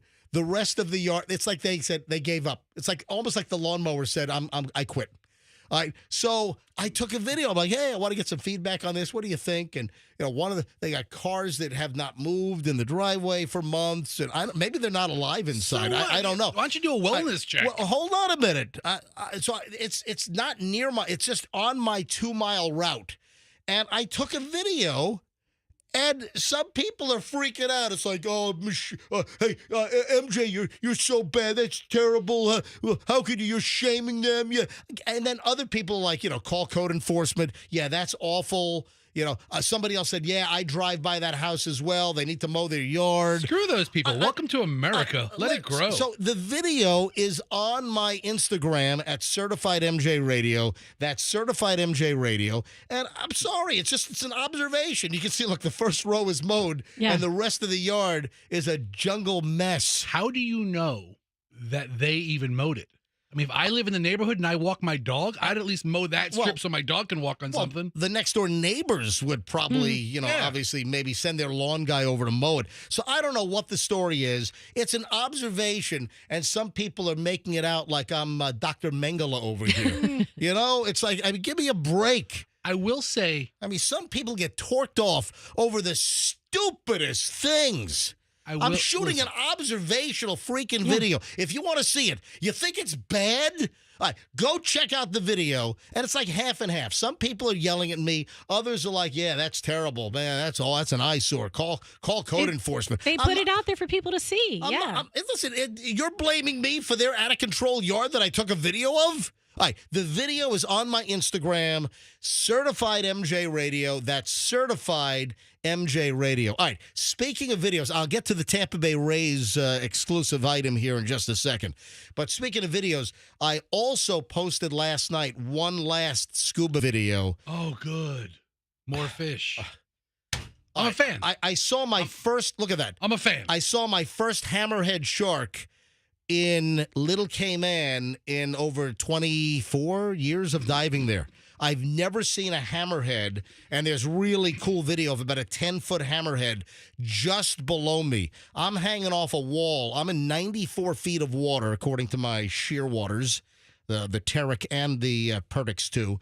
So I'm in 94 feet of water, and just below me is a 10-foot hammerhead right on the wall. You can see the wall is sheer going down to 1,000 feet or so, and it's a really cool video. So the hammerhead shark video is on my Instagram. Also, I posted it last night. Certified MJ Radio. If you don't give me a follow, I'm going to be very aggravated. If you don't follow me, give me a follow. I'm Certified MJ Radio. So see the lawn and see the hammerhead shark video that I posted. Now, I've seen hammerheads before. I've seen dozens of hammerheads, like when I scuba dived in Palau, a place called Blue Corner. Saw tons of hammerheads there. All right, moving along to the Rays story. Oh, more fish.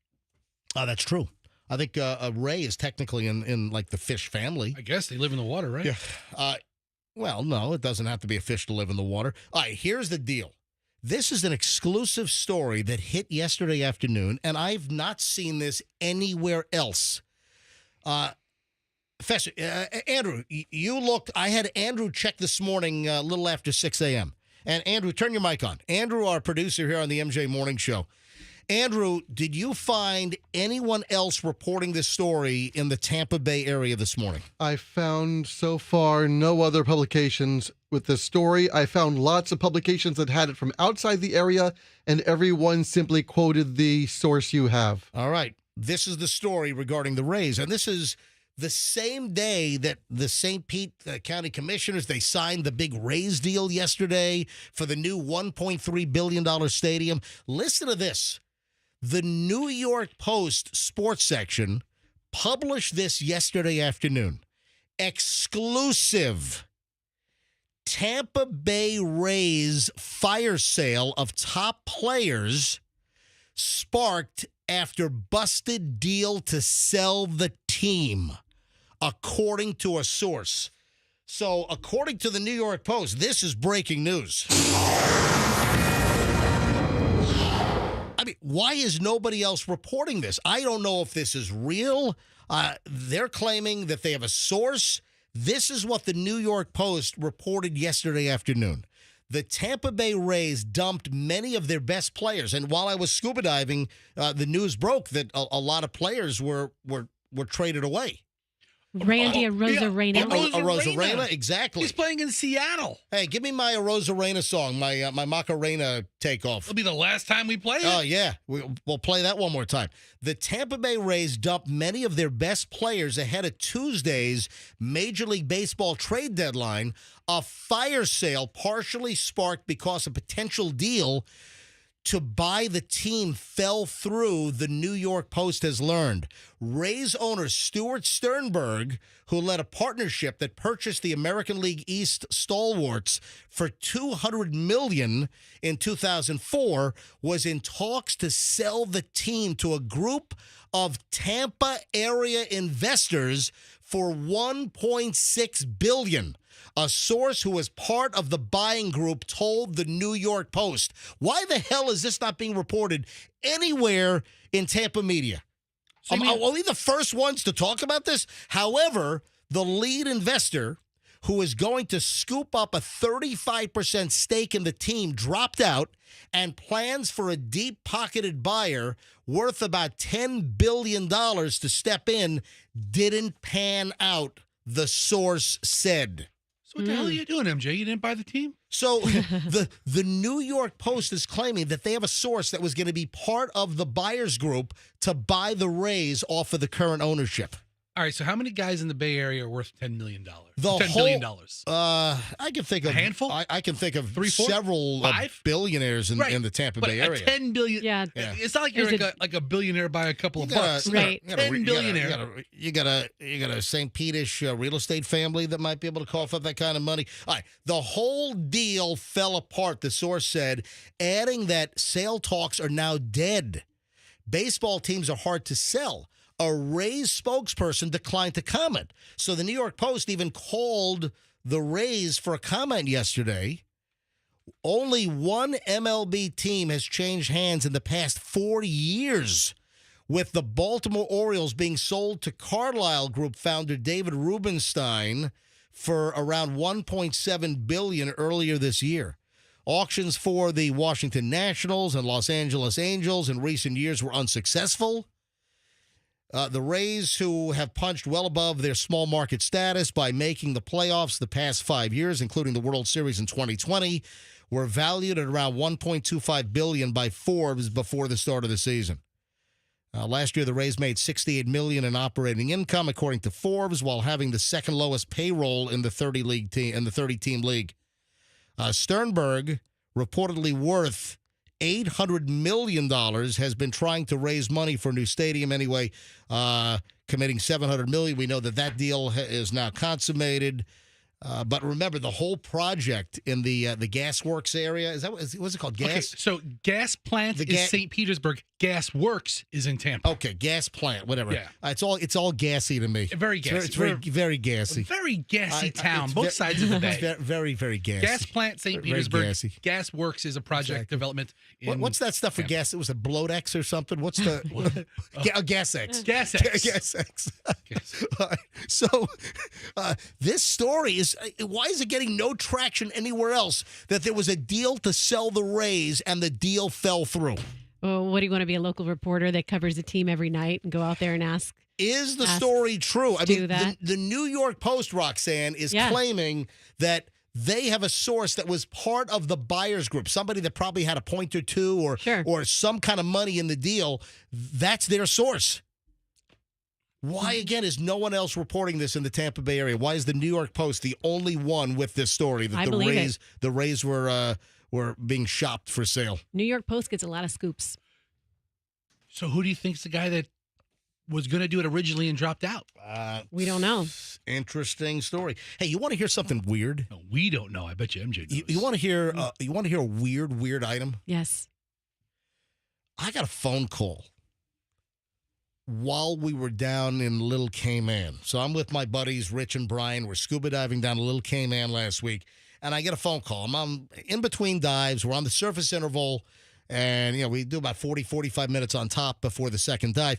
And I go to check my cell phone, and I have a missed call from 813, blah, blah, blah, something. I'm like, what is that? So, a lot of times there's spam calls, but a lot of my spam calls will come up and it'll say spam call. So I called the number back, and it was a garage door company, but not Banco. This is weird. So I endorse Banco overhead doors here on the MJ Morning Show. I endorse Nick Banco, bancodoors.com. Great garage door company for new doors, any kind of repair. Banco is the go-to. Over 40 years in the Tampa Bay area. I've used Banco numerous times. They were out for a broken spring. They want to install the latest LiftMaster smart garage door openers on my house here coming up soon. So it's just weird. I get a phone call from another garage door company in Tampa. And I found this out after, curiosity killed the cat, got the best of me. So I called the number back, and they answer with this competitor of Banco overhead doors. I'm like, why the hell are they calling me? Was it Gary's Garage Doors or something? Hang on a minute. Well, the story goes a little deeper. It happened to be a company that I've never mentioned on the show specifically, but I have said that my neighbor had a nightmare with this company a couple of months back. And you didn't name the company then? I never Okay. named the other garage door company. I do commercials for Banco. Any garage door issue, you go to bancodoors.com. I get a phone call from this other competing garage door company, which I've referred to, never by name, but I told the story that my neighbor had a nightmare scenario, that they had a broken spring. The guy shows up and says, it's going to be $950. And my neighbor's like, what? $900? It's like a $300 job. It's like $354. I mean, tops. And it's like, my neighbor said, get the hell out of here. About to send the packet. Okay, all right. And then the guy says, well, what do you want to pay for it? I'm like, what kind of operation is this? Right? Then the guy was out there from 9 a.m. to 4 p.m. It was like a cluster frig.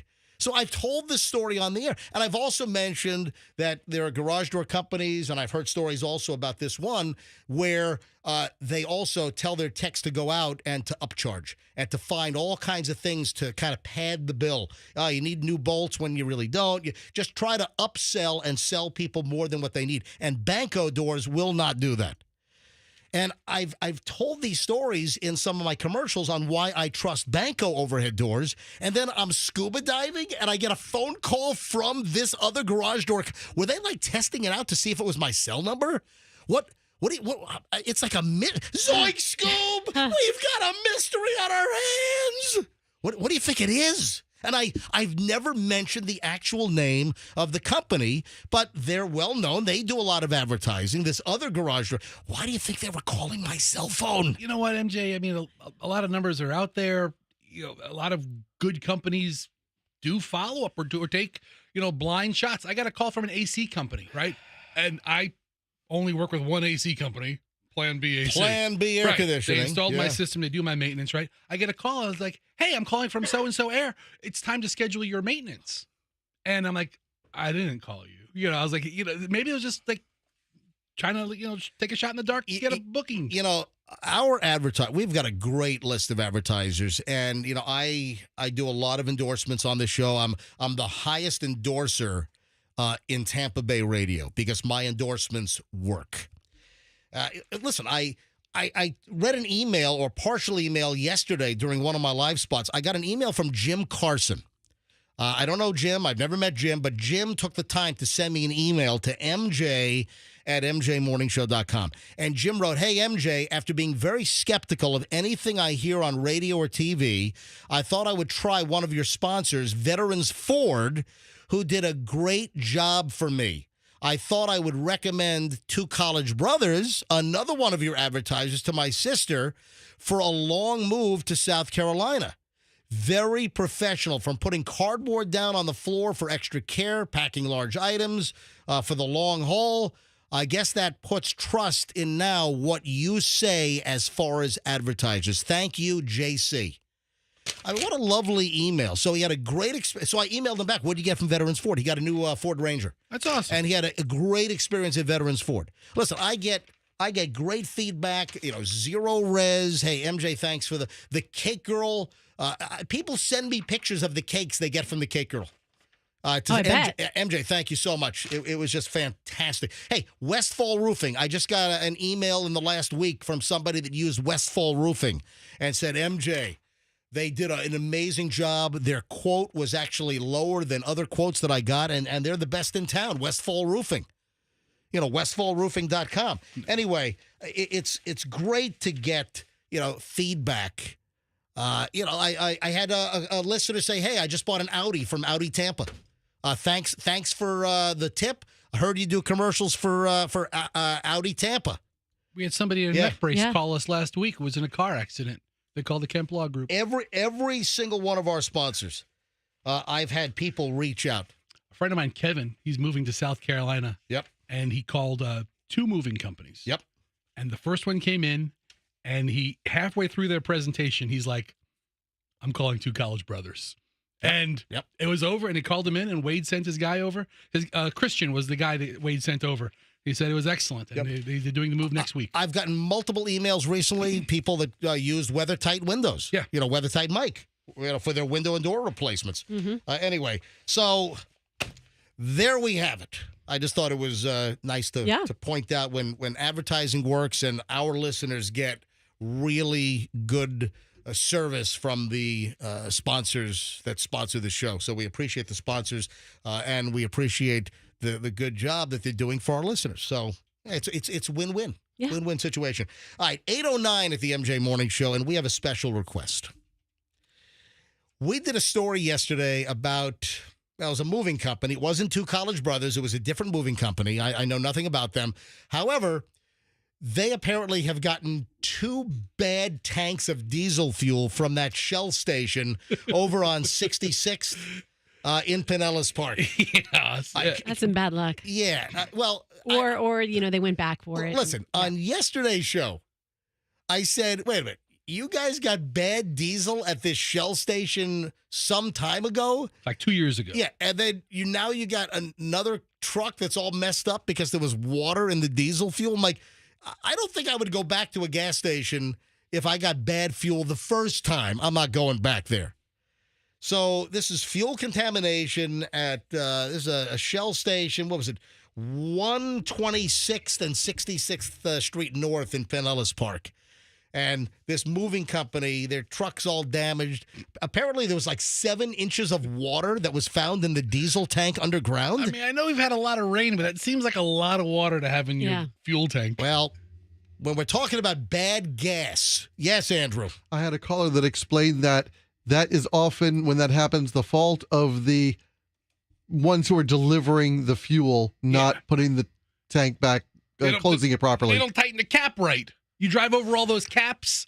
Maybe they leave like the valve open a little bit. Is that like the equivalent of some boneheaded driver driving down the interstate with their fuel door open and the gas cap dangling? I mean, it's possible that this Circle K / Shell gas station has the worst delivery guy in the world. And we've been getting a lot of rain lately. I have never had bad gas, or I've never had enough water in my gas that it hampered my engine. So I've never had an engine failure due to fuel contamination. But with the story we did, Fester got a request from Greg Lindbergh, who's a longtime MJ Morning Show fan and listener. He maintains the MJ Morning Show fan page online. I mean, he gets my vote as our greatest fan. Yeah. I mean, he knows. He knows. He remembers more about this show than I remember about this show. He remembered the crotchety old man bad gas call in the last 24 hours. So what did he send to you? He said to me yesterday at about 9 o'clock, and he goes, "You guys should play the bad gas crotchety call." And I wrote, "Brilliant. I'll mention it." And I did. And here we are. Ladies and gentlemen. Oh, thank God you've answered. A classic crotchety old man call. This is Bad Gas at the Quickie Mart. Let me speak to the imbecile that sold me this bad gas. Hold on, Richard. Hello? Hello? Oh, thank God you've answered. Let me speak to the idiot that sold me this bad gas. Oh, you want to talk to him? Sold him bad gas. Who? I don't know. What time you came in, ma'am? I'm a sir. I'm stuck in the middle of the street right now. Listen to my car.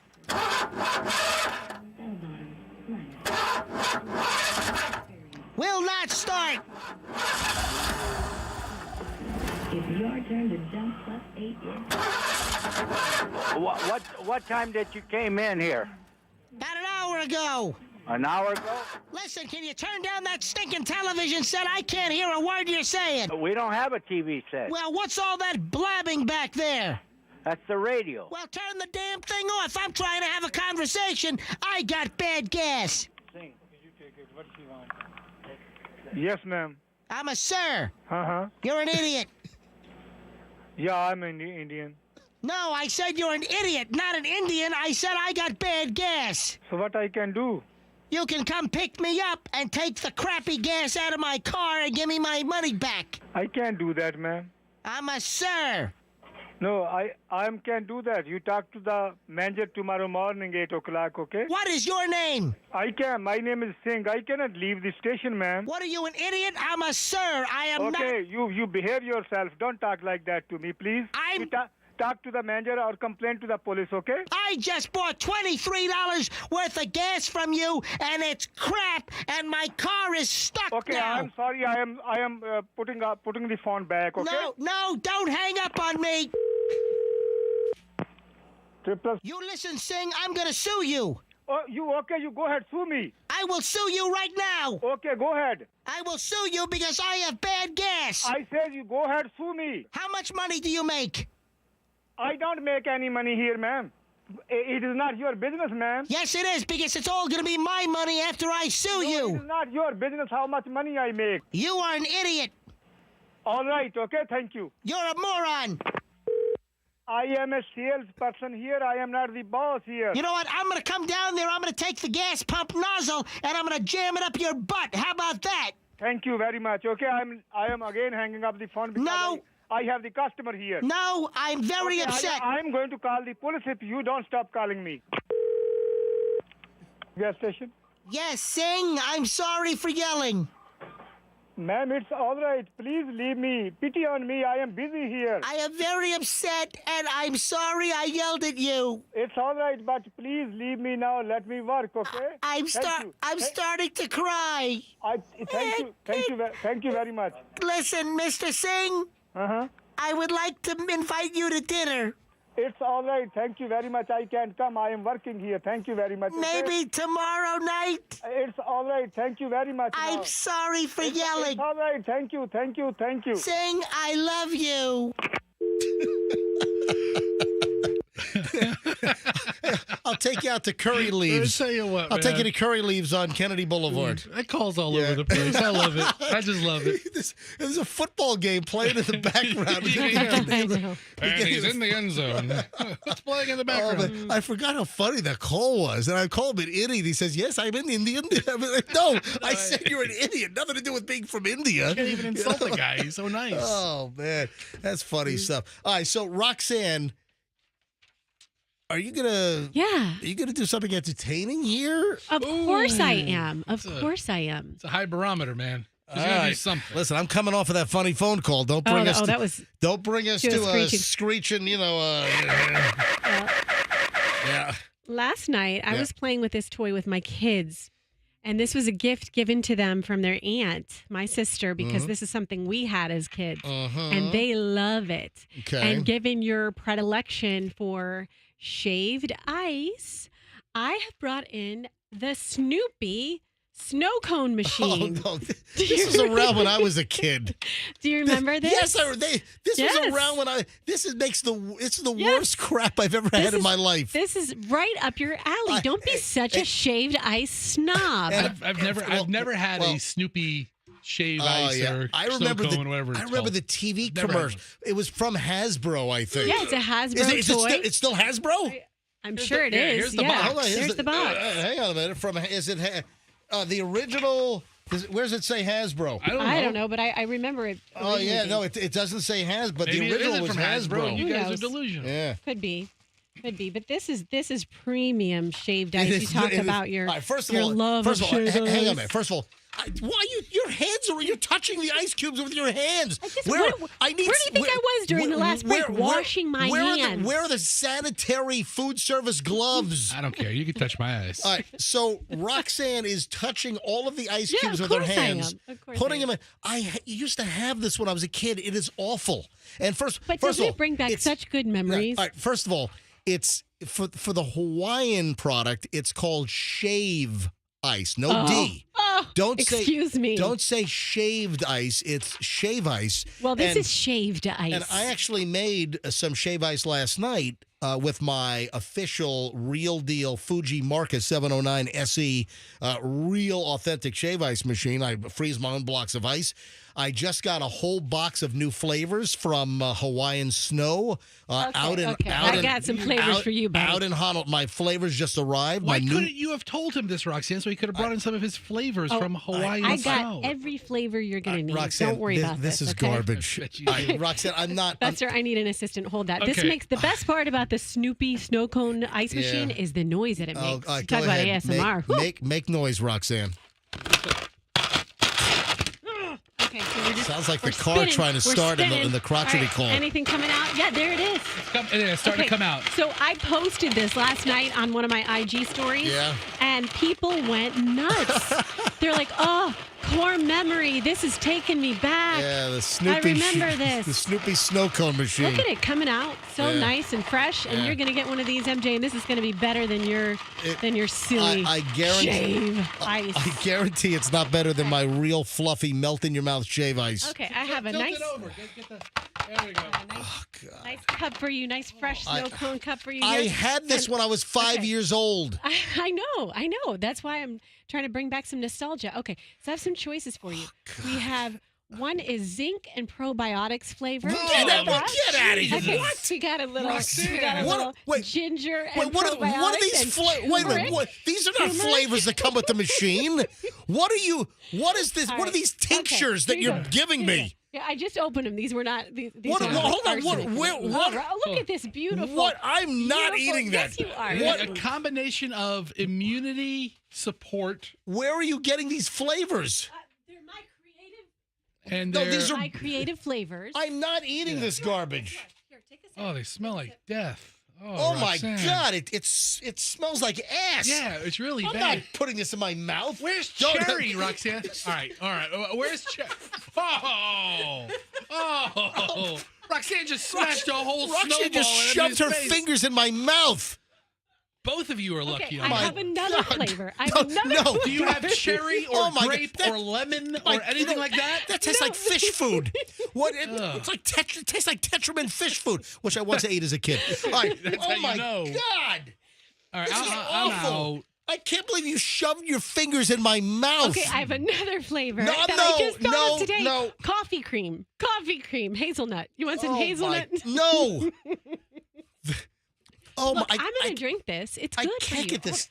What is the this? Look, these are digestive. Where did those come from? Those from a health food it's store? like those tinctures. It's like health support shots that come in these little I vials. can't believe you shoved your fingers in my mouth. God. It's more my All right. palm. Dude, Oh All right, wait, any better flavors than coffee I'm creamer gonna or make you some Andrew, did you coffee. Okay. capture that on MJTV? That was Roxanne shoving her hands in my mouth.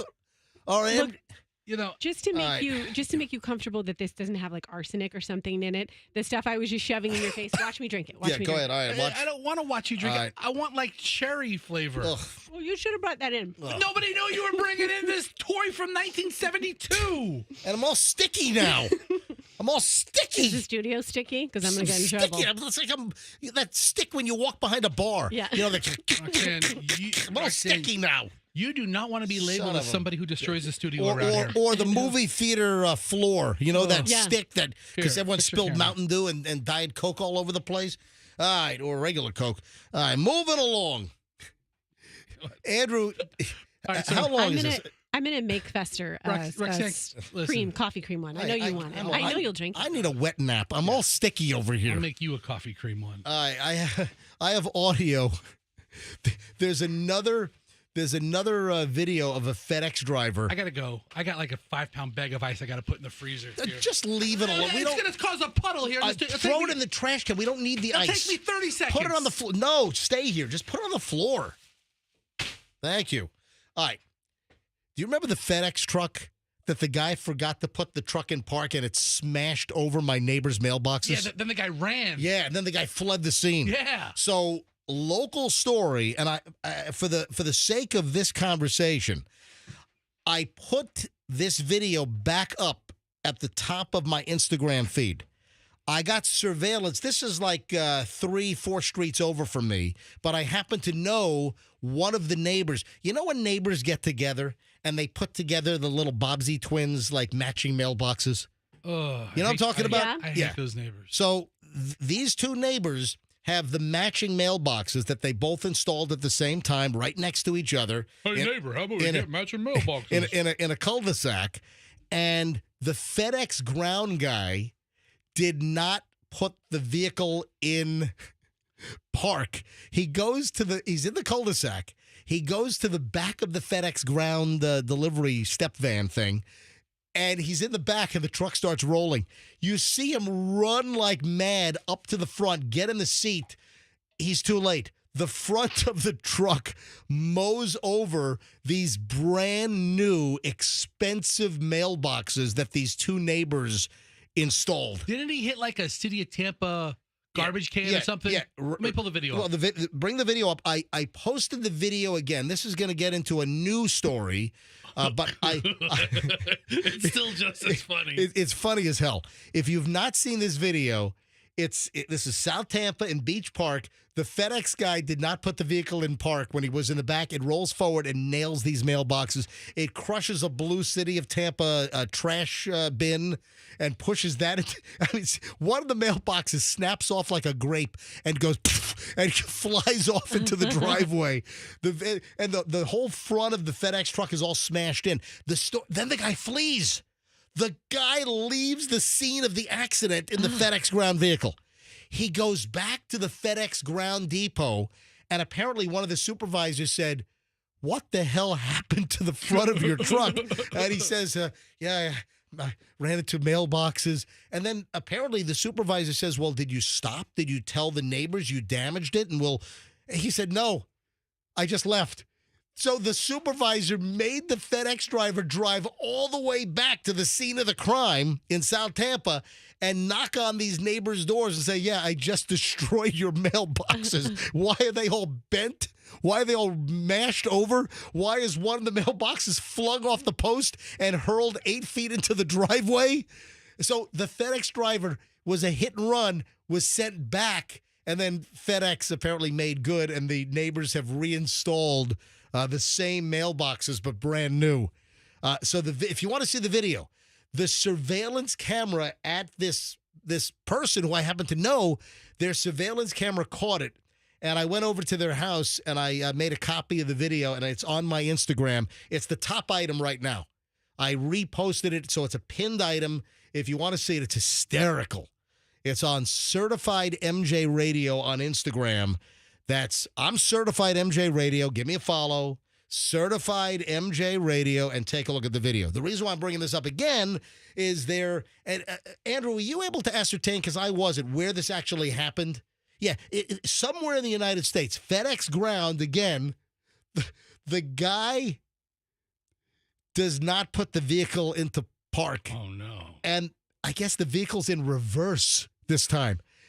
And it reverses into a woman's house and hits a car in the front of the house, and then hits the porch, hits the home. And then you can hear the FedEx guy, because he's being picked up by the Ring camera, and you can hear the guy go, mother bleeper.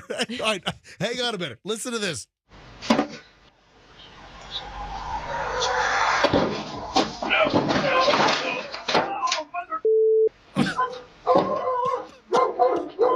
So he's trying to, once he sees the vehicle, the FedEx truck rolling backward, he tries to get behind it to stop it.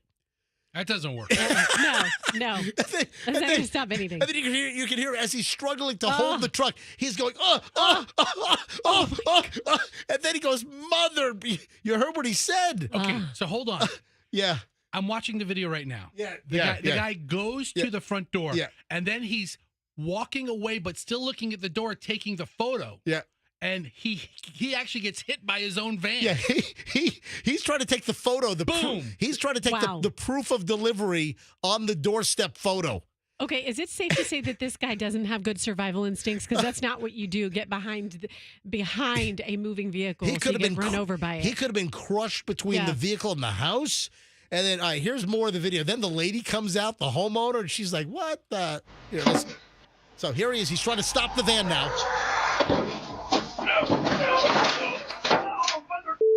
Mother.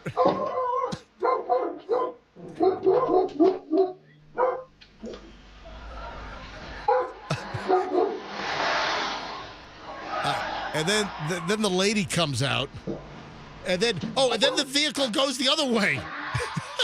then he starts running after the vehicle. This guy's a mess. That's the homeowner. You hear she just goes, "What the?" and she drops the F-bomb. What the? They had popped out of here. I don't know how it was where I parked it and then I got out and then it started moving. Yeah, it didn't stop because you didn't put the vehicle in park. Anyway, I thought of my own neighborhood FedEx ground vehicle delivery issue when I saw this. This is a fantastic video. Oh, the video's fantastic. Hey, Andrew, can you put the video up? Put the video up on mjmorningshow.com. We'll put it up on As Heard on the MJ Morning Show. Near the top of our webpage, go to mjmorningshow.com and then click on As Heard on the MJ Morning Show. Did you see that the Boar's Head recall has now been expanded? Another 7 million additional pounds of cold cuts? Will this affect my pub subs? Oh, my God. Well, if you get Boar's Head, because you can get the... Can't you a pub? I've only had a pub sub one time. Yeah, you should go back. People are shocked. And I only had my first pub sub ever in the last, last year? 3-4 months. Yeah, I've never had a pub sub up until like a couple of months back, and I finally got one. And I think I waited too long. It was like the end of the day. It was like the very end. And like all the little bins of stuff were like empty. They didn't have all the bread selections. You got to go for like lunch. Yeah. You get it for lunch. Speaking of lunch, yeah, we got to get to we got to get to Beef and Sea. Okay. We got to get the Kojak's ribs out in Sefner. Okay. I mean, the Kojak's folks are such super fans. We gotta make a plan to get. There's a whole ton of places we got to continue the MJ and Fester lunch. Thanks. I should get hazard pay for this. Yeah, the guy from Kojak's, Chris from Kojak's, he sent a whole bunch of these MJ Morning Show patches.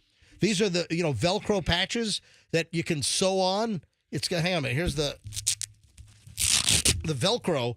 And he sent all these. I got a whole stack of MJ. Seriously, I got a whole stack of MJ Morning Show patches that he sent. That's pretty awesome. Yeah. He sent me a text message before we went on the vacation. He goes, "You think MJ would mind if we wore MJ Morning Show patches on our cook shirts. So they're wearing And I said, I was MJ, like, well, MJ Morning Show patches on the cook shirts. and I said, as long as they don't look crappy, I mean, I have no control over it. I mean, if it looks like turd, then no, don't do it. Yeah. And then he sent me the mock-up, and I'm like, that's pretty damn good. So now, and you see this like fire. It's like barbecue ribs grilled, flame fire on, and then the MJ Morning Show logos on top of that. So he incorporated the two businesses. We got to get out to Kojak's. Yeah. Okay. Listen, we used to go to Kojak's quite a bit when it was on Gandy. Same family. In South Tampa. And Is then it? they sold that South Tampa Gandy land near Bayshore. And then they moved Kojak's out to Sefner. So we got to get the Kojak's ribs. It was a South Tampa institution for decades and decades. So anyway, thanks for the patches. I'm gonna sew them on. patches. I'm gonna sew them on Michelle's favorite cocktail dress. You know what? That's what hey, where were we? That'd be a funny prank, but no, don't do that. Don't do that. The Boar's Head recall. Oh, that's right. All Okay. right. Is it Listeria? Yeah, Listeria. Oh, hey, don't It's not Listerine. It's no, Listeria. No. I was gonna say, can I make a push? Yeah. Get behind me on this, guys. Yeah. Let's change the pronunciation of Listeria to Listeria, because doesn't it cause diarrhea? And so it just sounds more That's actually really Right? smart. right. That's really smart thinking. Thank You're right. you. Or Thank you. Listeria? Was that what it's Listeria Listeria. should be Listeria. The combination of- Causes diarrhea. Yes. Wow. Big brain on or Roxanne. we That's can brilliant. or we can say we call it Litheria. yeah. Yes. If it Yeah, affected with a your lift. mouth, that would make With a sense. lift. No, Listen, but you can't outfunny Roxanne's diarrhea joke. Listen, how many pieces of boar's head, ham and liverwurst and roast? 7 million pounds of additional recalled meat. That is big meat right there. It's a lot. I mean, 7 million pounds. So initially it started, the number initially was like 200,000. I don't know if that meant 200,000 pieces or 200,000 pounds. But now, and boar's head is a good product. You know, we don't eat a lot of cold cuts at our house. We don't, I don't do a lot of the processed meats, you know, so we don't do a lot of cold cuts at the house. However, we buy boar's head cheese all the time. We like the Boar's Head White American. And we buy that. We always have a pound of Boar's Head White American. It's just, inherently, we just don't eat a lot of deli meat at my house. But we buy Boar's Head cheese quite a bit. So according to the U.S. Centers for Disease Control and Prevention, that would be the CDC up in Atlanta, they describe listeriosis as an infection that's usually brought on by eating contaminated food items. And now, with this latest listeria outbreak, Boar's Head is recalling another 7 million pounds of these products. That is a lot. So there's a whole list. There are 71. Hey, Fessa, bring up the list. Bring up the whole list. There are 71 products that were made between May 10th and July 29th. And it's not only under the Boar's Head brand, it's also under the Old Country brand, which I'm not familiar with. All this stuff was made at one of the Boar's Head factories in Jarrett, Virginia, which I'm not familiar. I'm from Virginia. I don't even know what Jarrett, Virginia is. But these were sold all over the country. Sold in the Dominican Republic, Mexico, Panama, even the Cayman Islands. So you mean the Cayman Islands? It'd be Grand Cayman. Yeah, okay, let's make sure I want to pronounce it. Grand Cayman. Moron. Where's Jarrett? It's off of Interstate 55, kind of in the central area of the state. That's 95, dude. I It's couldn't see. Not 55. I need glasses. I-95. It's just north of Emporia. Oh, I've driven right through there. It's kind of south of Petersburg, Virginia, and just north of Emporia, a little north of the North Carolina line. Yeah, I've driven through there, Jarrett, Virginia. And you missed the big Boar's Head deli meat factory tour. I could have gone for the big Listeria tour. All right, at the end of the tour, we're going to give you all Listeria. In all fairness, I don't think I can recall any kind of a food contamination with Boar's Head. I don't think ever. I've always considered Boar's Head the finest of the deli meats. It's a premium brand. It totally is. Boar's Head is an absolute premium brand. Listen, would this dissuade me from eating a Boar's Head turkey, oven gold turkey? No. Maybe this current lot, but not. But who's in trouble? I mean, is someone going to get fired up at the Jarrett, Virginia plant for, how did listeria, creep in? All right, call the manager of hams. I'm gonna fire him. MJ, can this meat be used for anything? Yeah, if you want to kill somebody. No, can you, for example, for an assassination? Can you? All right, I have a couple of ideas. Let's send some to Venezuela. Yeah. Listen, MJ, can you boil it and feed it to horses or something? So, I don't know. I'm not a listeria expert. All I know is that there are a couple people dead. Can you please say it like Roxanne once? Can you please say listeria? I am not mispronouncing the name of the contamination. It's the appropriate. We're going to make this sweep the nation. It's a new movement. It's a movement. Yeah, because hashtag listeria rhymes with diarrhea. All right. Listeria causes muscle aches. It can make you feel fatigued. It can give you a fever. Stiff neck. Get a stiffy from this stuff. Confusion. Oh, I had some deli meat. I'm all confused. Where am I? I don't know where I am. I'm all confused right now. My name, I think, is Milton Fludge Cow. I had some cold cuts, and I'm very confused right now. All right, so it can cause confusion, listeria. Do you have any idea? You can have convulsions. Wow. And you can lose your balance. Those are some of the signs. And this is what's bizarre. If you eat contaminated food with listeria, it can happen, meaning you get symptoms almost immediately, like right away, or 10 weeks later. Seriously. Oh, that's terrible. This is on the CDC release. That's the worst. You have no idea if you're in the clear. The Centers for Disease Control and Prevention say that symptoms of listeria could happen almost immediately, or it could take up to 10 weeks. What? Would you care to guess how many cases of listeria has been reported in the fine state of Florida? In Florida, with this latest, yes, I don't know. 0. So zero cases in Florida. So I found an interactive map. Yeah. It looks like New York leads the pack with 12 cases. Wow. Yeah, well, 2 people have died. That's terrible. That's awful. Yeah, so people that are 65 and older are in the biggest danger zone with potentially weakened immune systems. Also, pregnant individuals. Yeah, that's why they tell you to avoid deli meats the entire time you're pregnant. Yeah, and sushi and stuff. Mm-hmm. Yeah, raw fish. Yep. So the latest outbreak has affected people between the ages of 32 and 94. And there are a couple of people that have checked out. How do you, on your tombstone, what, bad roast beef sub? I mean, what does it say? I mean, I'd kill for a good roast beef sandwich, but I wouldn't want to die over one. Oh, and the liverwurst. I think liverwurst is my favorite of the bunch. I do like liverwurst. Oh, good liverwurst and onions. I hate that. Oh, I don't like once liverwurst. in a while. It's not an everyday thing. It's you know pure what? fat. This liver is the worst. It has listeria. It's the worst liver. It's got listeria. So all the gabagool, right? I was just going to say, hey, you read my mind. I was just going to ask, what about the gabagool?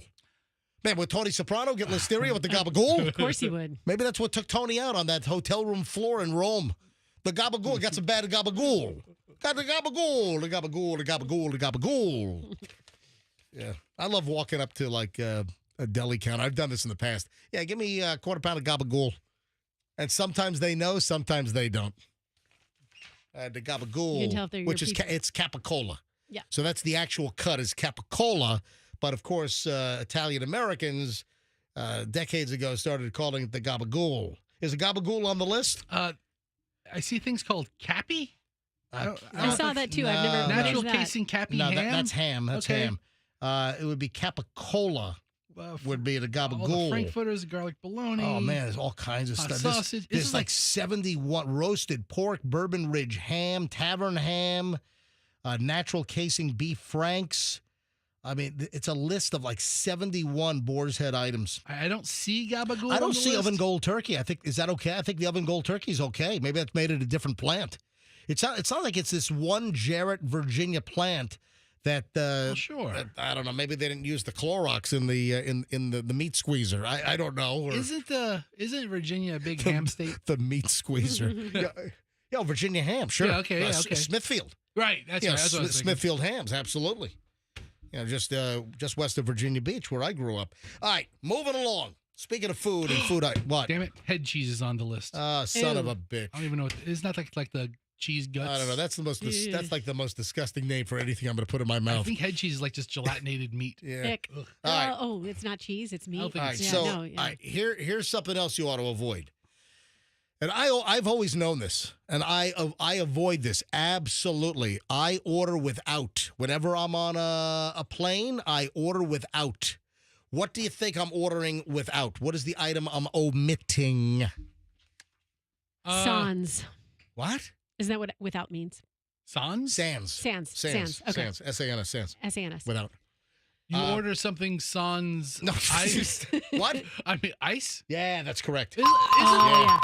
the water and the ice on planes, it's not filthy because the water is dirty, but No. isn't it filthy because the systems don't get cleaned out? Well, no, you're thinking of the coffee maker. Okay. The coffee makers are like very rarely cleaned. You're not supposed to. Flight attendants will tell you don't drink coffee on an airplane.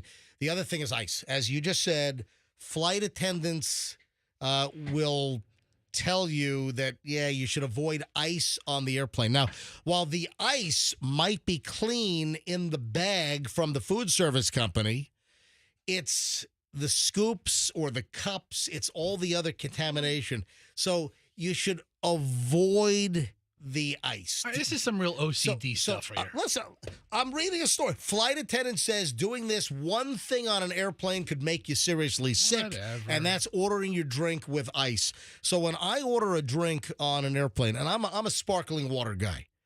So like I fly Delta, I'll get the little cans of Fever Tree Club Soda, and I usually get just the can. And I'll just drink it out of the can, but I do not get ice. I just flew on Cayman Airways. I just flew from Little Cayman to Grand Cayman and then back here to Tampa. And I ordered what they say, Canada Dry Club Soda. I had the can and I had no ice. So I've always avoided ice on an airplane, and flight attendants are saying the damn thing or the same damn thing. Avoid ice. Do not get ice because not necessarily the ice is dirty. It's just the cups, the scoops get rarely cleaned. Ew. And so Ew. avoid the ice. I'm a big no ice person just in life in general, except when I was pregnant with Daviana. That was my craving. Have ice water. have you ever had one of my real shave ices? No, but it can't be any better than what I just made. Get out of here. Man, my shave ice, I freeze my own blocks of ice in round molds. I have a Fuji Marca, which what a show off. If you go to Matsumoto General Store on Oahu, if you go to the famous Matsumoto General Store for shave, they've got the same machine that I have at my house.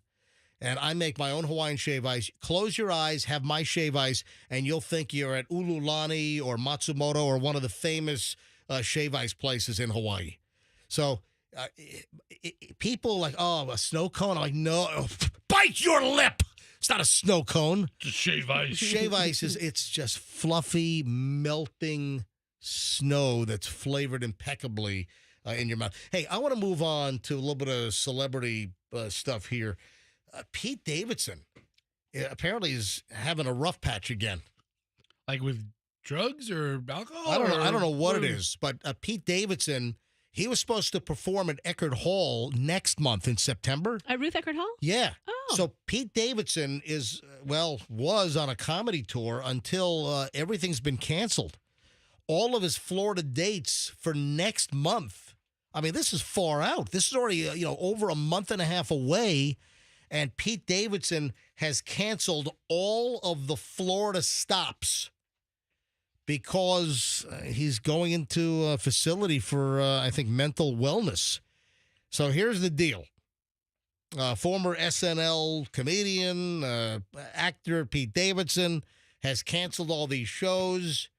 And the shows included Fort Myers at the Barbara B. Mann Performing Arts Hall, the Florida Theater in Jacksonville, Ruth Eckerd Hall in Clearwater. It's September 21st. That apparently is canceled. The Dr. Phillips Center in Orlando, September 22nd. That apparently is canceled. Also, the Maxwell C. King Center for Performing Arts in Melbourne on the 24th. That's been canceled. So the word is all of Pete Davidson's Florida dates have been canceled. Andrew, you're on the Ruth Eckerd Hall website right now, and they still have Pete Davidson listed for the 21st of September? A link to buy tickets. I mean... Yeah, no, it's canceled. If he canceled yesterday afternoon? Well, here's the story. Pete Davidson checks into a wellness facility for mental health treatment. I feel bad for this guy. Yeah, wasn't his father passed in the World 9/11. Yeah, his father was a 9/11 firefighter. That's right. So Pete Davidson, who has had all these relationships, a lot of high publicity relationships, wasn't he hooked up with Ariana Grande for a while? Yes, he was. I mean, all these big names, and Kate Beckinsale. Was it really? Yeah, yeah, he's gotten around. He's amassed quite a list. Yeah, he has.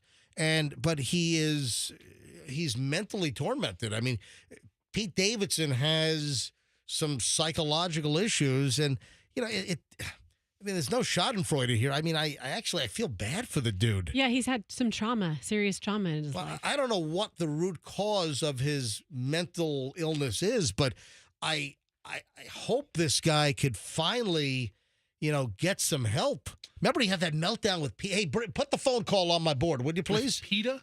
Yeah, he had the phone call. I don't know if that was a meltdown as much as just kind of yelling at some bad press that they tried to spin on him. Well, PETA, the People for the Ethical Treatment of Animals, they were upset at Pete Davidson because he bought a brand new, like a designer dog, and PETA flipped out that he didn't go to a shelter and rescue a dog. Yeah, I don't know that I take PETA's complaints too seriously. Yeah, hey, here's that phone call, which anytime I can play this, I'll play it. Hi, my name's Pete Davidson. This message is for Daphna. Thank you so much for making comments publicly that I didn't adopt a dog. I just want to let you know I'm severely allergic to dogs, so I have to get a specific breed. I'm only not allergic to Cavapoos and those type of dogs. And my mom's dog, who was 2 years old, died a week prior, and we're all so sad, so I had to get a specific dog. So why don't you do your research before you create news stories for people, because you're a boring, tired you and suck my That seems like a perfectly rational message for somebody who slighted you. That was Pete Davidson leaving a message at PETA headquarters. I mean, that to me makes him very human. All right. So Pete Davidson is seeking help to deal with his mental health struggles, according to a brand new report. The comedian 30 reportedly checked himself into a wellness facility. A source has told People magazine on Wednesday. Davidson made the decision in an effort to focus on his health, which has always been a priority. He's been focusing on sobriety while staying busy with work. Did you mention that he just broke up with his girlfriend? Yeah, that's another thing. Okay. I have that here somewhere as well. And so he just recently broke up with another girlfriend. What's her name, Madeline or something? Madeline Klein. Yeah, They've Madeline. been dating for about a year. Yep. And I would go to mental rehab as well if I broke up with this. Yeah, she's hot. Yeah, she's something. Man, he gets the babes, man. He gets the hot women. But, he can't keep them. I mean, he's in and out of relationship. I mean, he's been through what? How many? Boy, is he in and out. But maybe he's like Leo DiCaprio. Maybe he's, mowing through him like by choice. Leo's never checked himself into rehab. That's what I'm saying. He doesn't get too hung up on him. He's nothing like Leo. Listen, Pete Davidson has been very open talking about sobriety issues. He also has claimed that he's got borderline personality disorder. He's got severe post-traumatic stress disorder. Yeah, of course. Listen, he's been through a lot, and now his Florida dates have been canceled for his upcoming comedy tour in September because he's checked himself into some kind of mental health facility. So I wish Pete Davidson the best. I'm kind of hot and cold on Pete Davidson But Okay. I wish him the best, and hopefully that he can kind of get things together. All right, 8:50. This brings to an end over an hour and 20 minutes of nonstop MJ. So we do it every day. About 7:25, we do an hour and 20 minutes nonstop. No one else does that in town. And then we have an hour to go almost. So another solid hour. I haven't even scratched the surface. We've got a solid 9 o'clock hour coming up in minutes. The story came out on why there was a problem at Tampa International yesterday. Yeah. But then another story. A Lakeland dude did something really, really bad at Tampa International.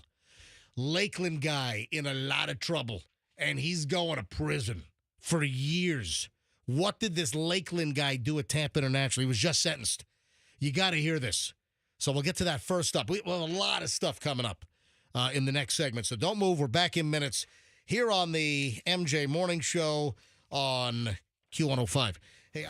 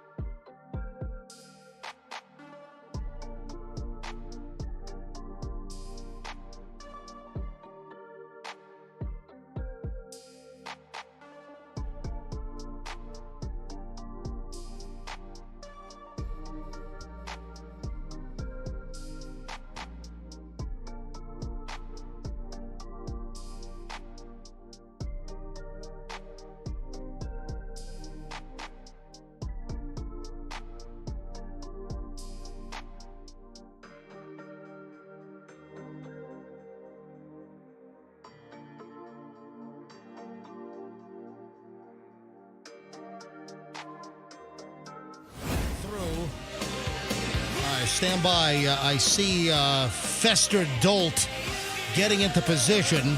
Yeah, the network is about to feed the countdown slate. Here we go.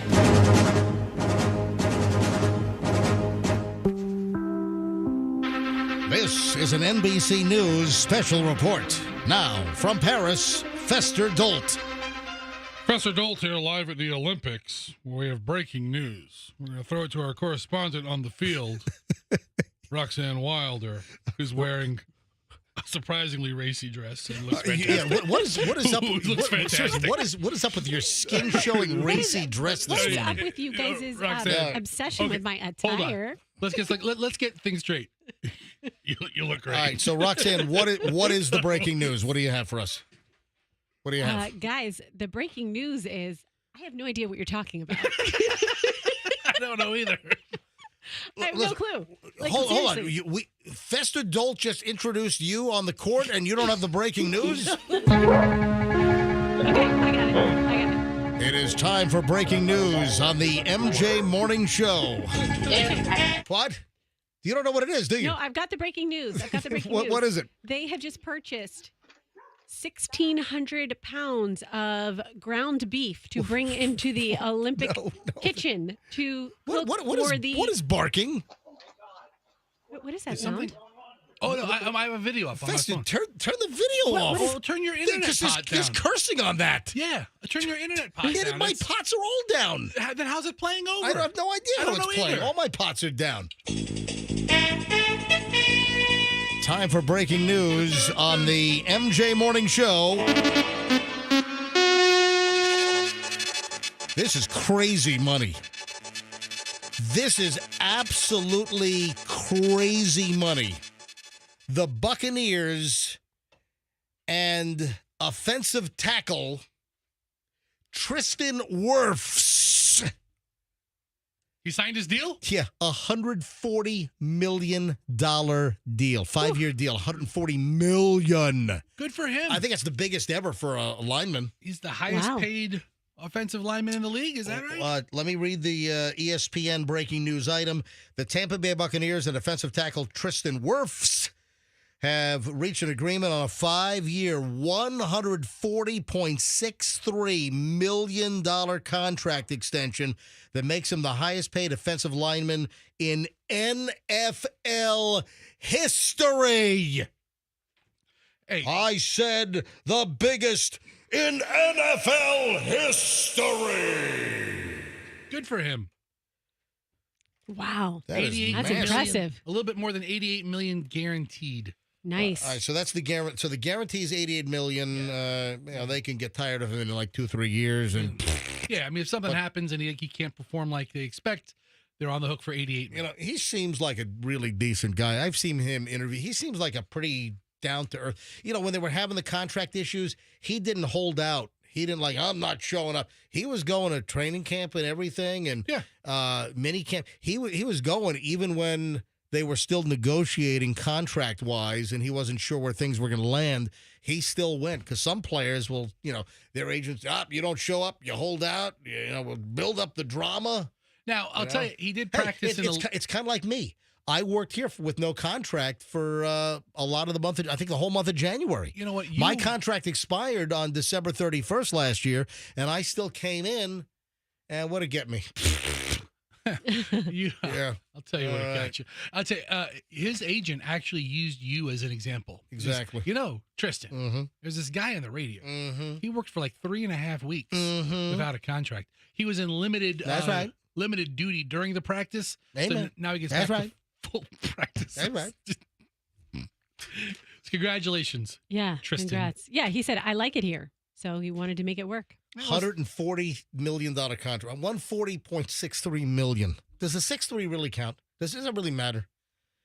It's like the it'll go to it's like the 0.3 on a marathon. Yeah. So the .63 is $630,000. Yeah.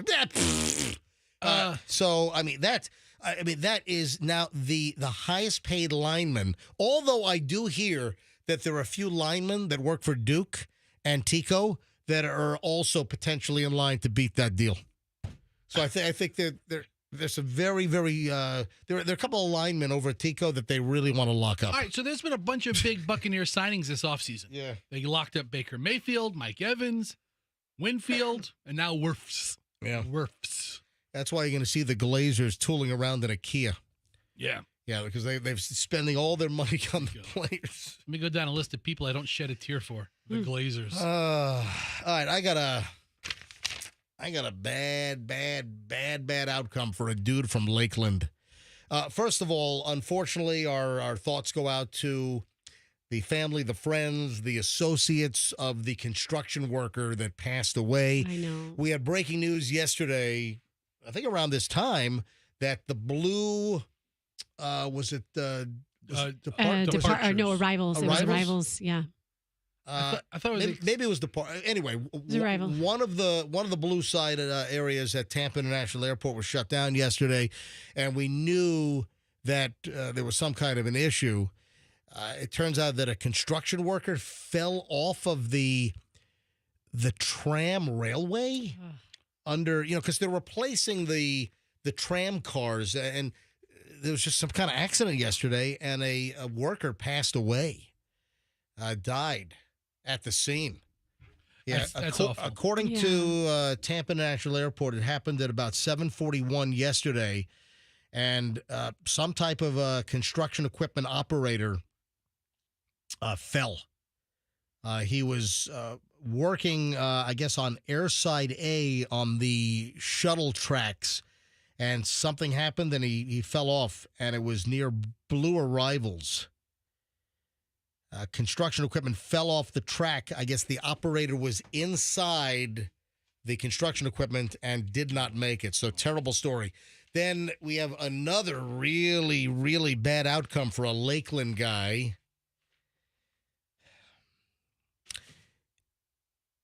He got an enhanced sentence here because of what he did after the fact. A guy from Lakeland has been sentenced to 3.5 years. 3 years, 6 months for violating airport security, TSA rules and regulations. He had a handgun in his possession when he was going through security. But listen to what happened here. Abraham Othman Yakub, 26 years old. He shows up at Tampa International Airport back a year ago. This is August 4th of 2023. And he gets into the TSA security line, puts his carry-on bag on the X-ray screening belt. The TSA noticed, oops, we got a gun inside the bag. That's a big no-no. Yeah, right? that's a big no-no. I'd say so. But listen, people accidentally bring guns. You got to make sure that, I double, triple, I just make sure. It's just automatic. Did I take my concealed carry off of my person, and have I locked it up at home? Yes. And I go through that. I'm checking my pockets and everything. I'm patting myself down, even as I'm walking up the escalator, all right? I always make sure that if you carry concealed, that you do not bring your gun to the airport. And if you do, you could face up to, I think it's a $15,000 fine. So it can get quite serious, but you're not going to go to jail unless you have outstanding warrants and all kinds of other issues. But listen to what this dude did. So he puts his stuff on the belt. It gets screened. TSA screening personnel saw that there was a gun inside the bag. So when TSA at the end of the conveyor belt, when they searched for the bag that had the firearm, they let it get by. Usually if that happens, you stop that belt and you pull that thing out. There's like a plexiglass shield, so you have to wait until the plexiglass ends more toward the end of the belt. So for whatever reason, TSA didn't grab the bag immediately. Usually, when they spot a gun in a bag, that's like, red alert, red alert. They're making pages, airport security, police, swarm. And for whatever reason, they let the bag go down the belt. This dude grabs the bag, with the firearm. Were they telling him to stop? Yeah, apparently. So he grabs the bag. This is a year ago. This is August 3rd of last year. He grabs the bag off the belt with the gun inside, and he runs to the men's room. You go through security, you hook a right or left, and depending on what air side he was at, this is at Tampa International. He runs into the restroom, takes the gun out of the bag, wraps it in paper towel, and throws it in a trash can. So TSA, they're running after the guy, and they track him to the bathroom. They go in the bathroom, and they grab him. Tampa Airport Police, they're quickly right behind. They search the restroom, and in a trash can in the TIA or TPA, Tampa International Airport, in the bathroom, they find the gun wrapped in paper towel or toilet paper where he tried to dispose it. So it was a 9mm handgun. It had 14 rounds of 9mm ammunition inside a magazine loaded in the gun. I don't know if one was chambered, but there were 14 rounds.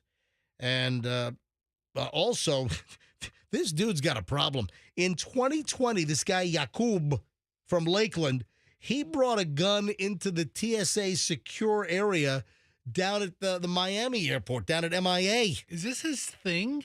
And he pleaded guilty to carrying a concealed firearm a year later in 2021. And now he does it again at Tampa a year ago, runs away with his bag and tries to hide the gun wrapped in toilet paper in a trash can in the men's room.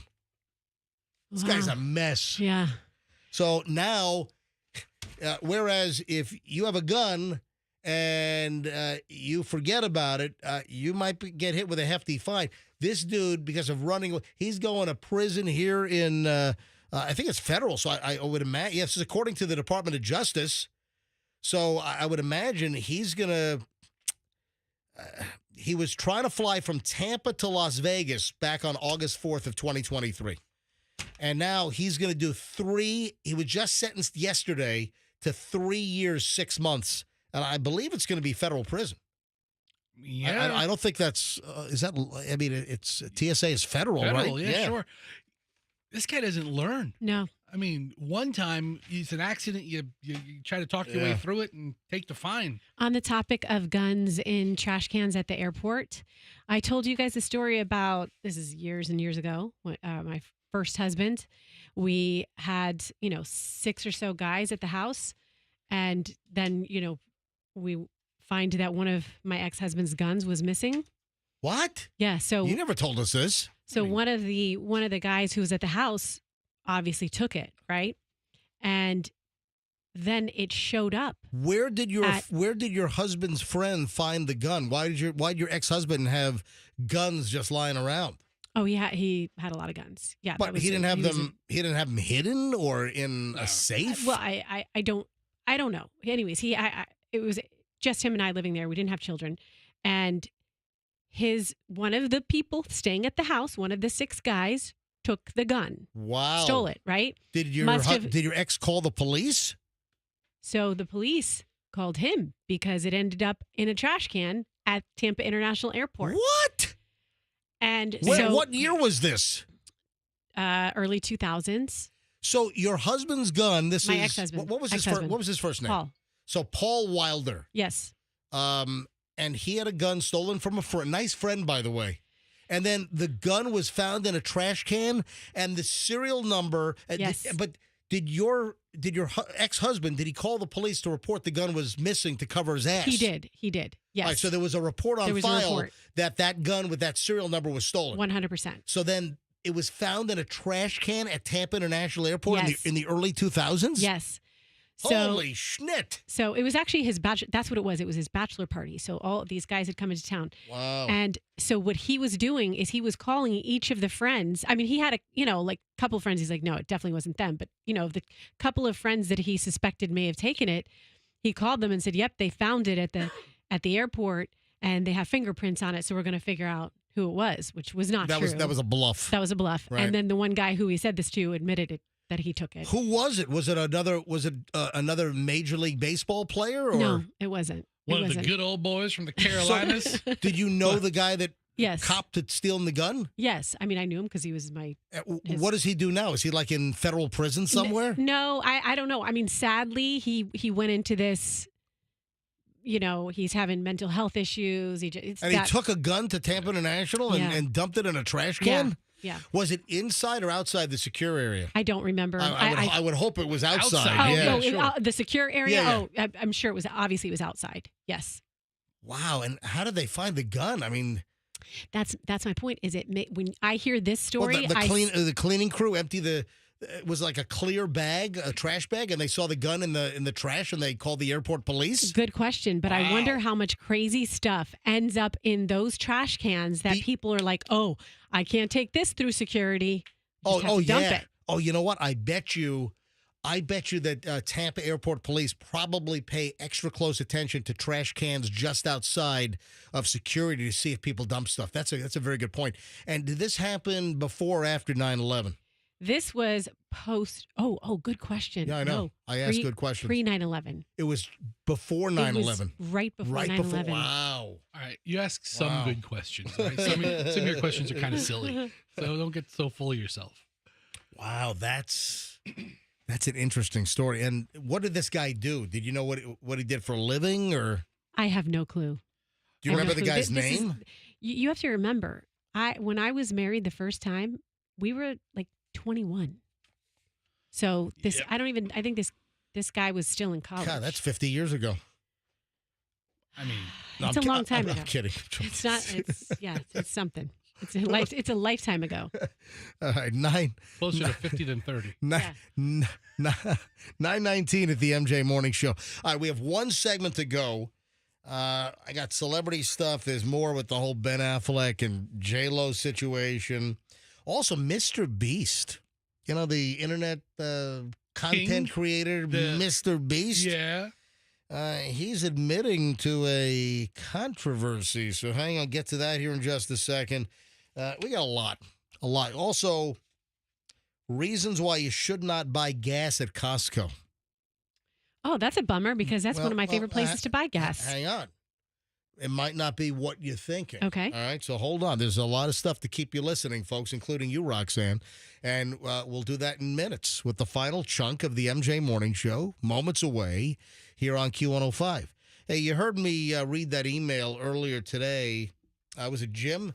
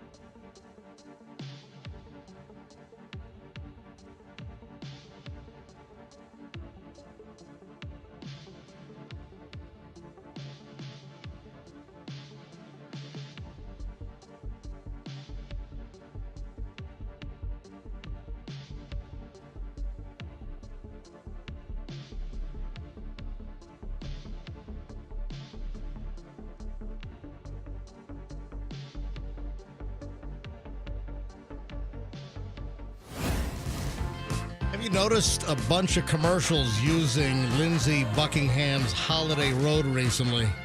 Yeah, either using kind of a re-sing or changing the lyrics. What is the two dudes from, was it Scrubs? The two dudes that do the T-Mobile commercials. Yeah. Yeah, Zach Braff and whatever the other guy's name is. Remember, they even did one with John Travolta for a couple of Super Bowls ago for T-Mobile. And Jason Momoa, but that wasn't. I don't think they're not using this music. But T-Mobile has like a reworked lyric of Holiday Road by Lindsey Buckingham from, of course, the Vacation movie. I like this song a lot. And then there's something else. I heard some other version as well. So like 2 or 3 advertisements running now with like versions of this. Yeah. Holiday Road. A lot of people don't know dogs bark at the end of the song. That's the dog that got tied to the bumper. Yeah, Zach Braff and Donald Faison, they've certainly carved out quite the niche for themselves after their mediocre show. Their new acting career is doing T-Mobile commercials. Dude, they're getting paid so much, I bet you. 9:29 at the MJ Morning Show. I don't know where Roxanne went. I thought she wanted to hear this. I'm glad the show's her priority. Yeah, She's running around somewhere. You thought wrong. Yeah. She doesn't want to hear it. 3 reasons why you should not buy gas at Costco. Would this hold true for Sam's Club as well? Yes. Okay. I would think that, or BJ's. My issue is I need to go to Costco like a Tuesday at 11 a.m. Yeah. That's like when I really, but inevitably you find yourself going to Costco on a Saturday or a Sunday. And if you get gas at Costco, I mean, yeah, Costco gas is going to be about the cheapest in town. Same with like Sam's gas. But you got to sometimes say, is it worth me waiting in, a line 10 cars deep, Saturday at 10:30 in the morning or 2 o'clock in the afternoon? So that's always, a concern. But here's the reason. This is this person. This is from Yahoo Finance, and this individual's writing a little blurb about shopping at Costco on a weekly basis.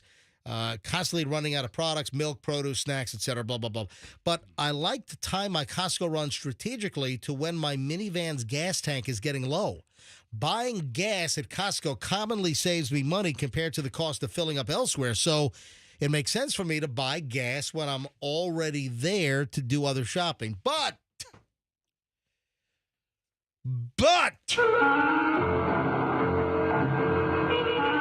buying gas at Costco isn't always your best move. 3 reasons why you should not do it.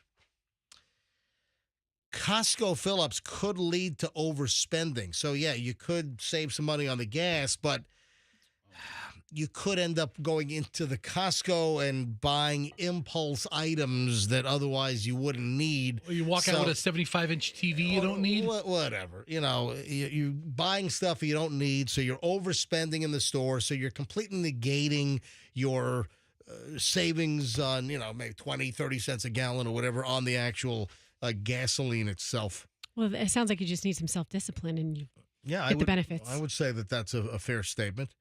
Yeah, you could easily walk out with, a couple $100 in additional spending. So where did your gas savings go? Well, here's the thing. I mean, we go through a reasonable amount of cheese. I buy it from a supermarket, you spend $2 or $3. I buy it from Costco, I spend $15. I get 6 times the cheese, but... Yeah, this number 2 item is there may be a better deal on gas. It's very rare that I'll see gas cheaper than Costco or Sam's or, even like Walmart, even though it's not the Walmart gas, that's usually cheaper than most other gas stations as well. Even though when you buy gas at Walmart, you don't have to be a member of the Sam's or a club. Walmart gas is generally cheap. For instance, I buy a lot of gas at Walmart, at Dale Mabry, and 275. And up and down that strip, if you look at all the gas stations, the Walmart gas is significantly cheaper. At least on a typical day, it's like 5, 7, sometimes 10 cents a gallon cheaper, depending on the grade. But what they're saying is, there might be cheaper gas in the area, and if you pay cash. That's the other thing that drives me nuts. I hate gas stations that have the cash and credit price. I don't do that. Yeah. Whenever I buy gas, I always look for cash and credit, same price. Even a debit card, they're nicking you for a Visa, MasterCard, American Express type hike when you're using a debit card. I don't know what the transactional fee is, but on a debit card, it's got to be cheaper than having to pay the 2% or whatever they're paying their credit card company. I'll tell you what, MJ, right? You're not aware of this place, but where I live up in, L.A. Yeah, the Lutz area. Right. There's an independent gas station. Right. That always sells below everybody. It's called Blessings. Blessings gas? Blessings. Bless you, my child. Listen. Blessings. And bless you, my child. Blessings gas. I will bless Blessings gas. Listen, it's kind of a, kind of a janky looking convenience store. Is that where you spilled the gas all over you? Yeah. You got blessed with Blessings gas? You almost torched yourself. I christened myself with the gas. You were almost a burning bush. I mean, right now it's at $2.97. That's a good price for regular, yeah. And the next nearest. Hold on, they're lower than Sam's Club. Yes, the next nearest is Sam's Club. Holy frig! Hold on, Blessings Gas in Lutz. Yes, on 41, which is Nebraska, right? Yes. No, 41 is where Florida and Nebraska meet. Okay, so it's north. All right, it's neither. By that time, it's 41. Right, so it's 41. Right. All right. So Blessings is $2.97 a gallon for regular unleaded. Yes. The Sam's Club on Northdale Mabry is $3.04 a gallon, and the Costco in Wesley Chapel is $3.11. So Blessings is cheaper than even Sam's. And what are they, losing money? They always have the cheapest gas. The owner's name is, the guy who always works there, his name is Lee. And I'm like, Lee? Yeah, I go there, I get boiled peanuts, and I get gas. Get me Lee on the phone. Let's call Lee. Well, seriously, get Lee on the phone. All right, I'll try and call him. I don't know him that Does well. Lee own the place? I don't know. He's always working there. Get me, what time is it? 9:34. We have time. Get me Lee on the phone. I got to look it up. Hurry up. Look it up. I'll dial it up for you. BLESS. Yeah, Blessings Gas, and they have a convenience store. Yeah. So obviously they're banking on people coming in to get the cheap gas and then going in and buying an item that they can actually make a profit on. Now he does have the 10-cent difference. They don't have a freaking phone number. Lee can't afford a phone. There's no phone. I'm looking at the Google here, and there's no phone for the place. He doesn't want you to call. Wait a minute, I can't even call Blessings Gas. But it's a kind of a. It's not. That's a nice looking convenience store. But it's a one-off building. You said janky. It's not janky. It's a little janky. All right, hold on. How could there not be a phone number for Blessing? Go back to the. Let me take control of this. Yeah, go ahead. Address is 18215 US 41 in Lutz. Look at the second post here, the Reddit post on the Tampa thread. How does Blessings Gas on 41? Hang on. How does Blessings Gas on 41 have gas so much cheaper than surrounding stations? I'm skeptical. What? I need a phone number for. How do they not have a phone number? So it's it's add missing information. Add place's phone number. Yeah, add website, add phone number. There's no website. The guy probably doesn't have a phone. You want to talk to him, you go in. But this Blessings place has been there for years, and they've always had gas much lower than anywhere else. All right, hold on. Type in right there. Hit a space and type in phone number on the Google line. How the hell they don't have a phone? I got to talk to Lee. There's no freaking phone number. Yeah. He doesn't need a phone. We don't need no stinking phone. I mean, that's probably the number one question he gets. How do you sell your gas so cheap? Hey, is anybody on US 41 in Lutz right now? I need you to pull into Blessings and just walk in with your cell phone. Listen. And I got to. Why is the gas so cheap? I got to know. Don't harass Lee. No. I go there often. We're plugging Lee. Yeah, but still. Lee, I don't know if he's the owner or the manager or what, but he's there often. Hey, pick up line 2, Andrew. I just accidentally picked up a line. All the lines are ringing. Hold on. But I know you've never heard of this. I'm just going to pick up this. Line 6. Hi, MJ Morning Show. You're live. Who's this? This is. Hello? Oh, my God. This is. MJ Morning Show. You're live. On delay in case you curse. Hi, who's this? Hi, it's Vanessa. I don't have the number because I throw away my receipts because I do get receipts for my fetch. But Lee is the nicest man. Isn't he? I know. That's cute. And yes, he is very nice. And when the little yellow things are on the pumps, if you're a little bit older, you can still get gas. Yeah, he saves it for his elderly people too. But he buys it, and he told us that he bought it up ahead when it was cheaper. So he's able to, when they deliver it, he still gets it at the cheaper price. I don't know. He's been doing cheap gas for so long. I don't know how you time that every single time. Anyway, but that was before when it was really getting expensive. Right. Anyway, so you're a Blessings Gas customer, just like Fester. Oh yes. Yeah. I take my cash, and it's the best deal. And wow, they are the nicest people, and they have the cleanest bathrooms. Oh, that's good to know. God, Lee's down on his hands and knees scrubbing the turtlets as well. I mean, I'll have to use that next time. Wow. But is it same price cash and credit, or are they 10-cent difference? So you want more? Okay, so you got to pay with cash to get the best price. Yeah. So it's a. I always pay with cash anyway, usually, but yeah, I'm not a credit card person. But anyway, it's a very good store, and I hope he gets lots of business from this. Because they are nice there. Very nice. Very nice people. Blessings on US 41 in Lutz. Thank you for the call. I appreciate you checking in. Have a great day, guys. I didn't even give out the phone number, 800-990-1047, and the phone's just lit up. Pick up another one. At 9:38 in the morning. The phone's all lit up here. 800-990-1047. All right, here's another one. Hi, good morning, MJ Morning Show. Who's this? John. Hey, John. Welcome to the MJ Morning Show. What's up? Hey, Blessings is a 501c3, I believe. Are they? Oh, so they're wait a minute. They're a nonprofit? Yes, sir. Why would you think that a convenience store gas station is a nonprofit, a 501c3? He actually does it, I think it's through his church or through his religion. Well, I mean, Blessings would sort of add some credence to that. Yep. Okay. I've been going there for the last 5 years, and best gas in town, best price in town. Right. And Lee is one of the best people you could ever meet. My God, look at this. It's like a raving endorsement. He's like a saint. He's a super nice guy. He'll actually feed you if you're hungry. Wow. Listen, so one time I go to I buy one thing besides gas. I buy gas and I buy boiled peanuts from Blessings. Right. So I buy my 2 cups of boiled peanuts and I put them on the counter and I look at Lee in the face and I say, I have 2 nuts. And we just both start cracking up. Now we're best friends. Does he know that you're Fester from the MJ Morning Show? He knows that I'm the fat guy that comes in there about Sunday at 9:45. I mean, he doesn't know me from anything. Is anybody? Hey, thanks for the call, John. Hey, thanks, guys. All right. Is anyone right at Blessings? Is anyone in Lutz on US 41?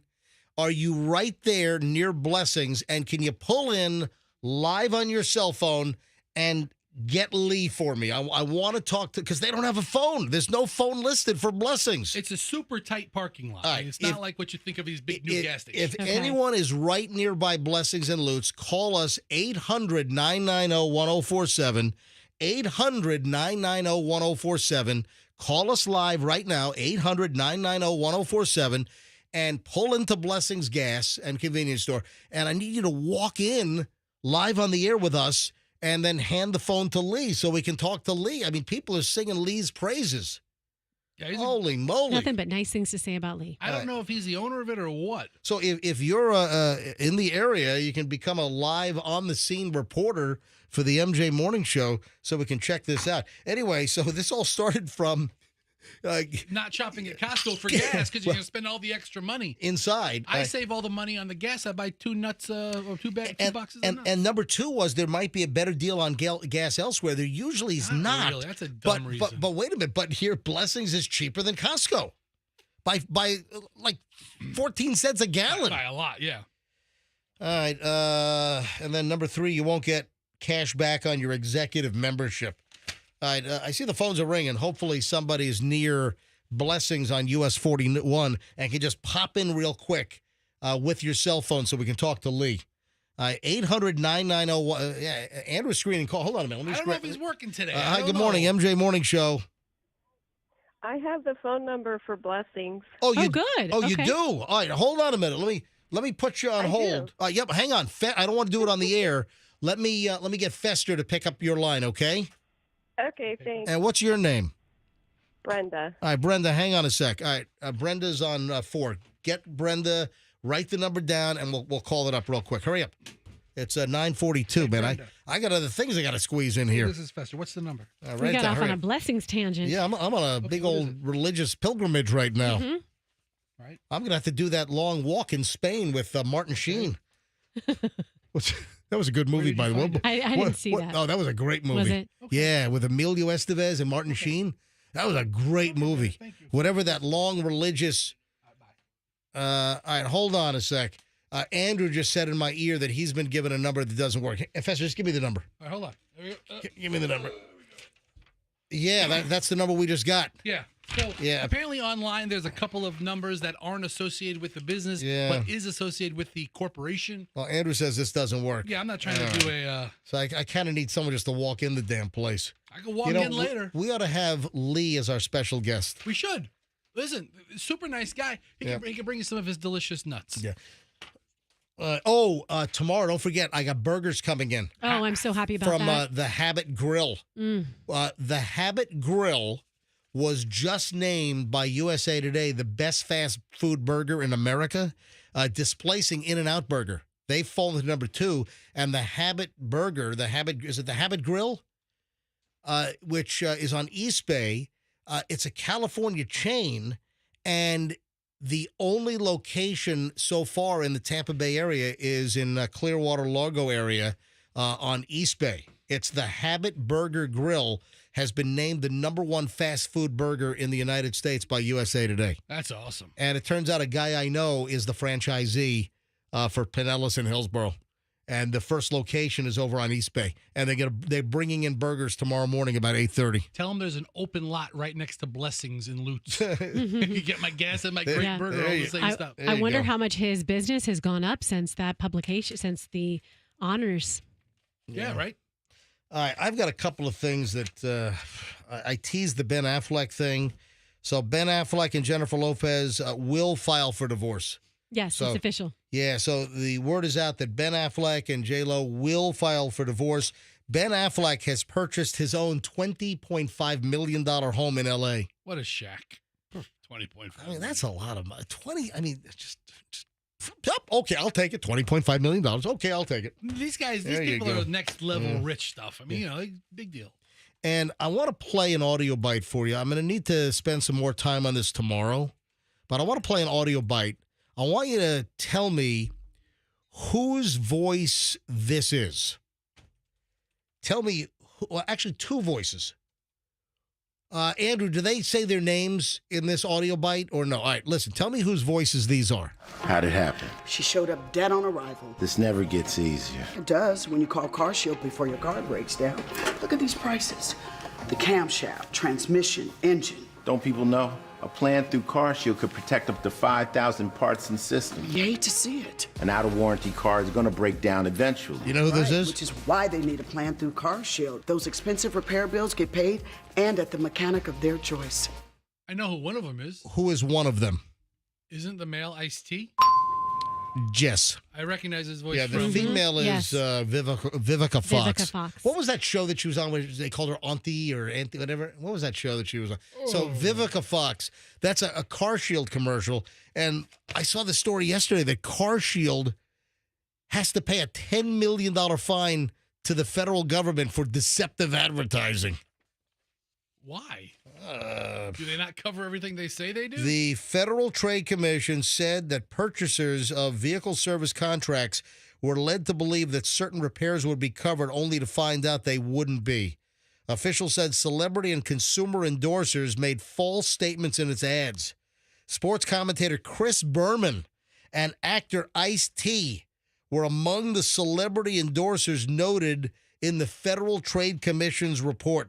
I've never seen a Chris Berman CarShield commercial. Yeah, he was sitting at like the sports desk in an auto shop in like the service bay, and he's sitting at like a ESPN sportscaster desk. No, seriously. I've seen that. That's a couple of years ago. For many consumers, a personal vehicle is one of the most valuable assets and a vital lifeline to getting to work, according to the feds, taking kids to school, obtaining medical care. Instead of delivering the peace of mind promised by its advertisements, CarShield left many customers with a financial headache, said Samuel Levine, director of the Federal Trade Commission's Bureau of Consumer Protection. Worse still, CarShield used trusted personalities to deliver its empty promises. The FTC will hold advertisers accountable for using false or deceptive claims to exploit consumers' financial anxieties. So, according to CarShield's website, the company offers various plans to cover the cost of car repairs if various mechanical parts need repairs. They have an A+ rating with the Better Business Bureau, but only a 1.6 out of 5 with actual customers. Wow. Yeah, here's the Chris Berman commercial. Yeah, roll that one. Greats retire eventually. No matter how badly we wish they could play forever, wear and tear gets the best of them. And the same goes for your car. But with one phone call to CarShield, you could keep your vehicle on the road longer. Yeah, that's Chris Berman. So Ice-T, Vivica Fox, and now CarShield's in trouble, saying that some customers are not getting what they're told they're paying for. So there you have it. And that Mr. Beast, I'll get to that tomorrow. I don't have time to get it. But Mr. Beast is apologizing or acknowledging some past indiscretions. So anything else before we get out of here today? I'm excited about those burgers tomorrow. Yeah, the Habit Grill Burger. Mm-hmm. One location. They're going to be expanding.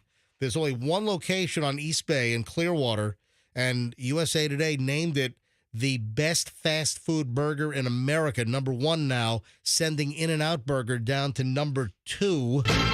And we're going to have a delivery tomorrow morning so we can check this burger out for ourselves. And it turns out a guy I know in my neighborhood, a guy that I know, actually owns the franchise rights for the entire Tampa Bay area. Is he coming in? Yeah, he'll probably come in. That's cool. Yeah. Let's all have the meat sweats together. We're done. We'll see you back here tomorrow. Folks, if you need to get a hold of me, I'm MJ at MJMorningshow.com. That's my private personal email, MJ at MJMorningshow.com. And my Instagram is Certified MJ Radio. That's Certified MJ Radio. Folks, have a great day. We'll see you back here tomorrow. I'm off to the gym, a little X-Force body for me to keep my physique in good shape. Oh, thank God. You're and then we'll do the Friday show tomorrow, and we'll have I'm going to work out now and then pile in the burgers tomorrow. Have a good one. We'll see you back here tomorrow morning. MJ Morning Show on Q105, and let's be careful out there.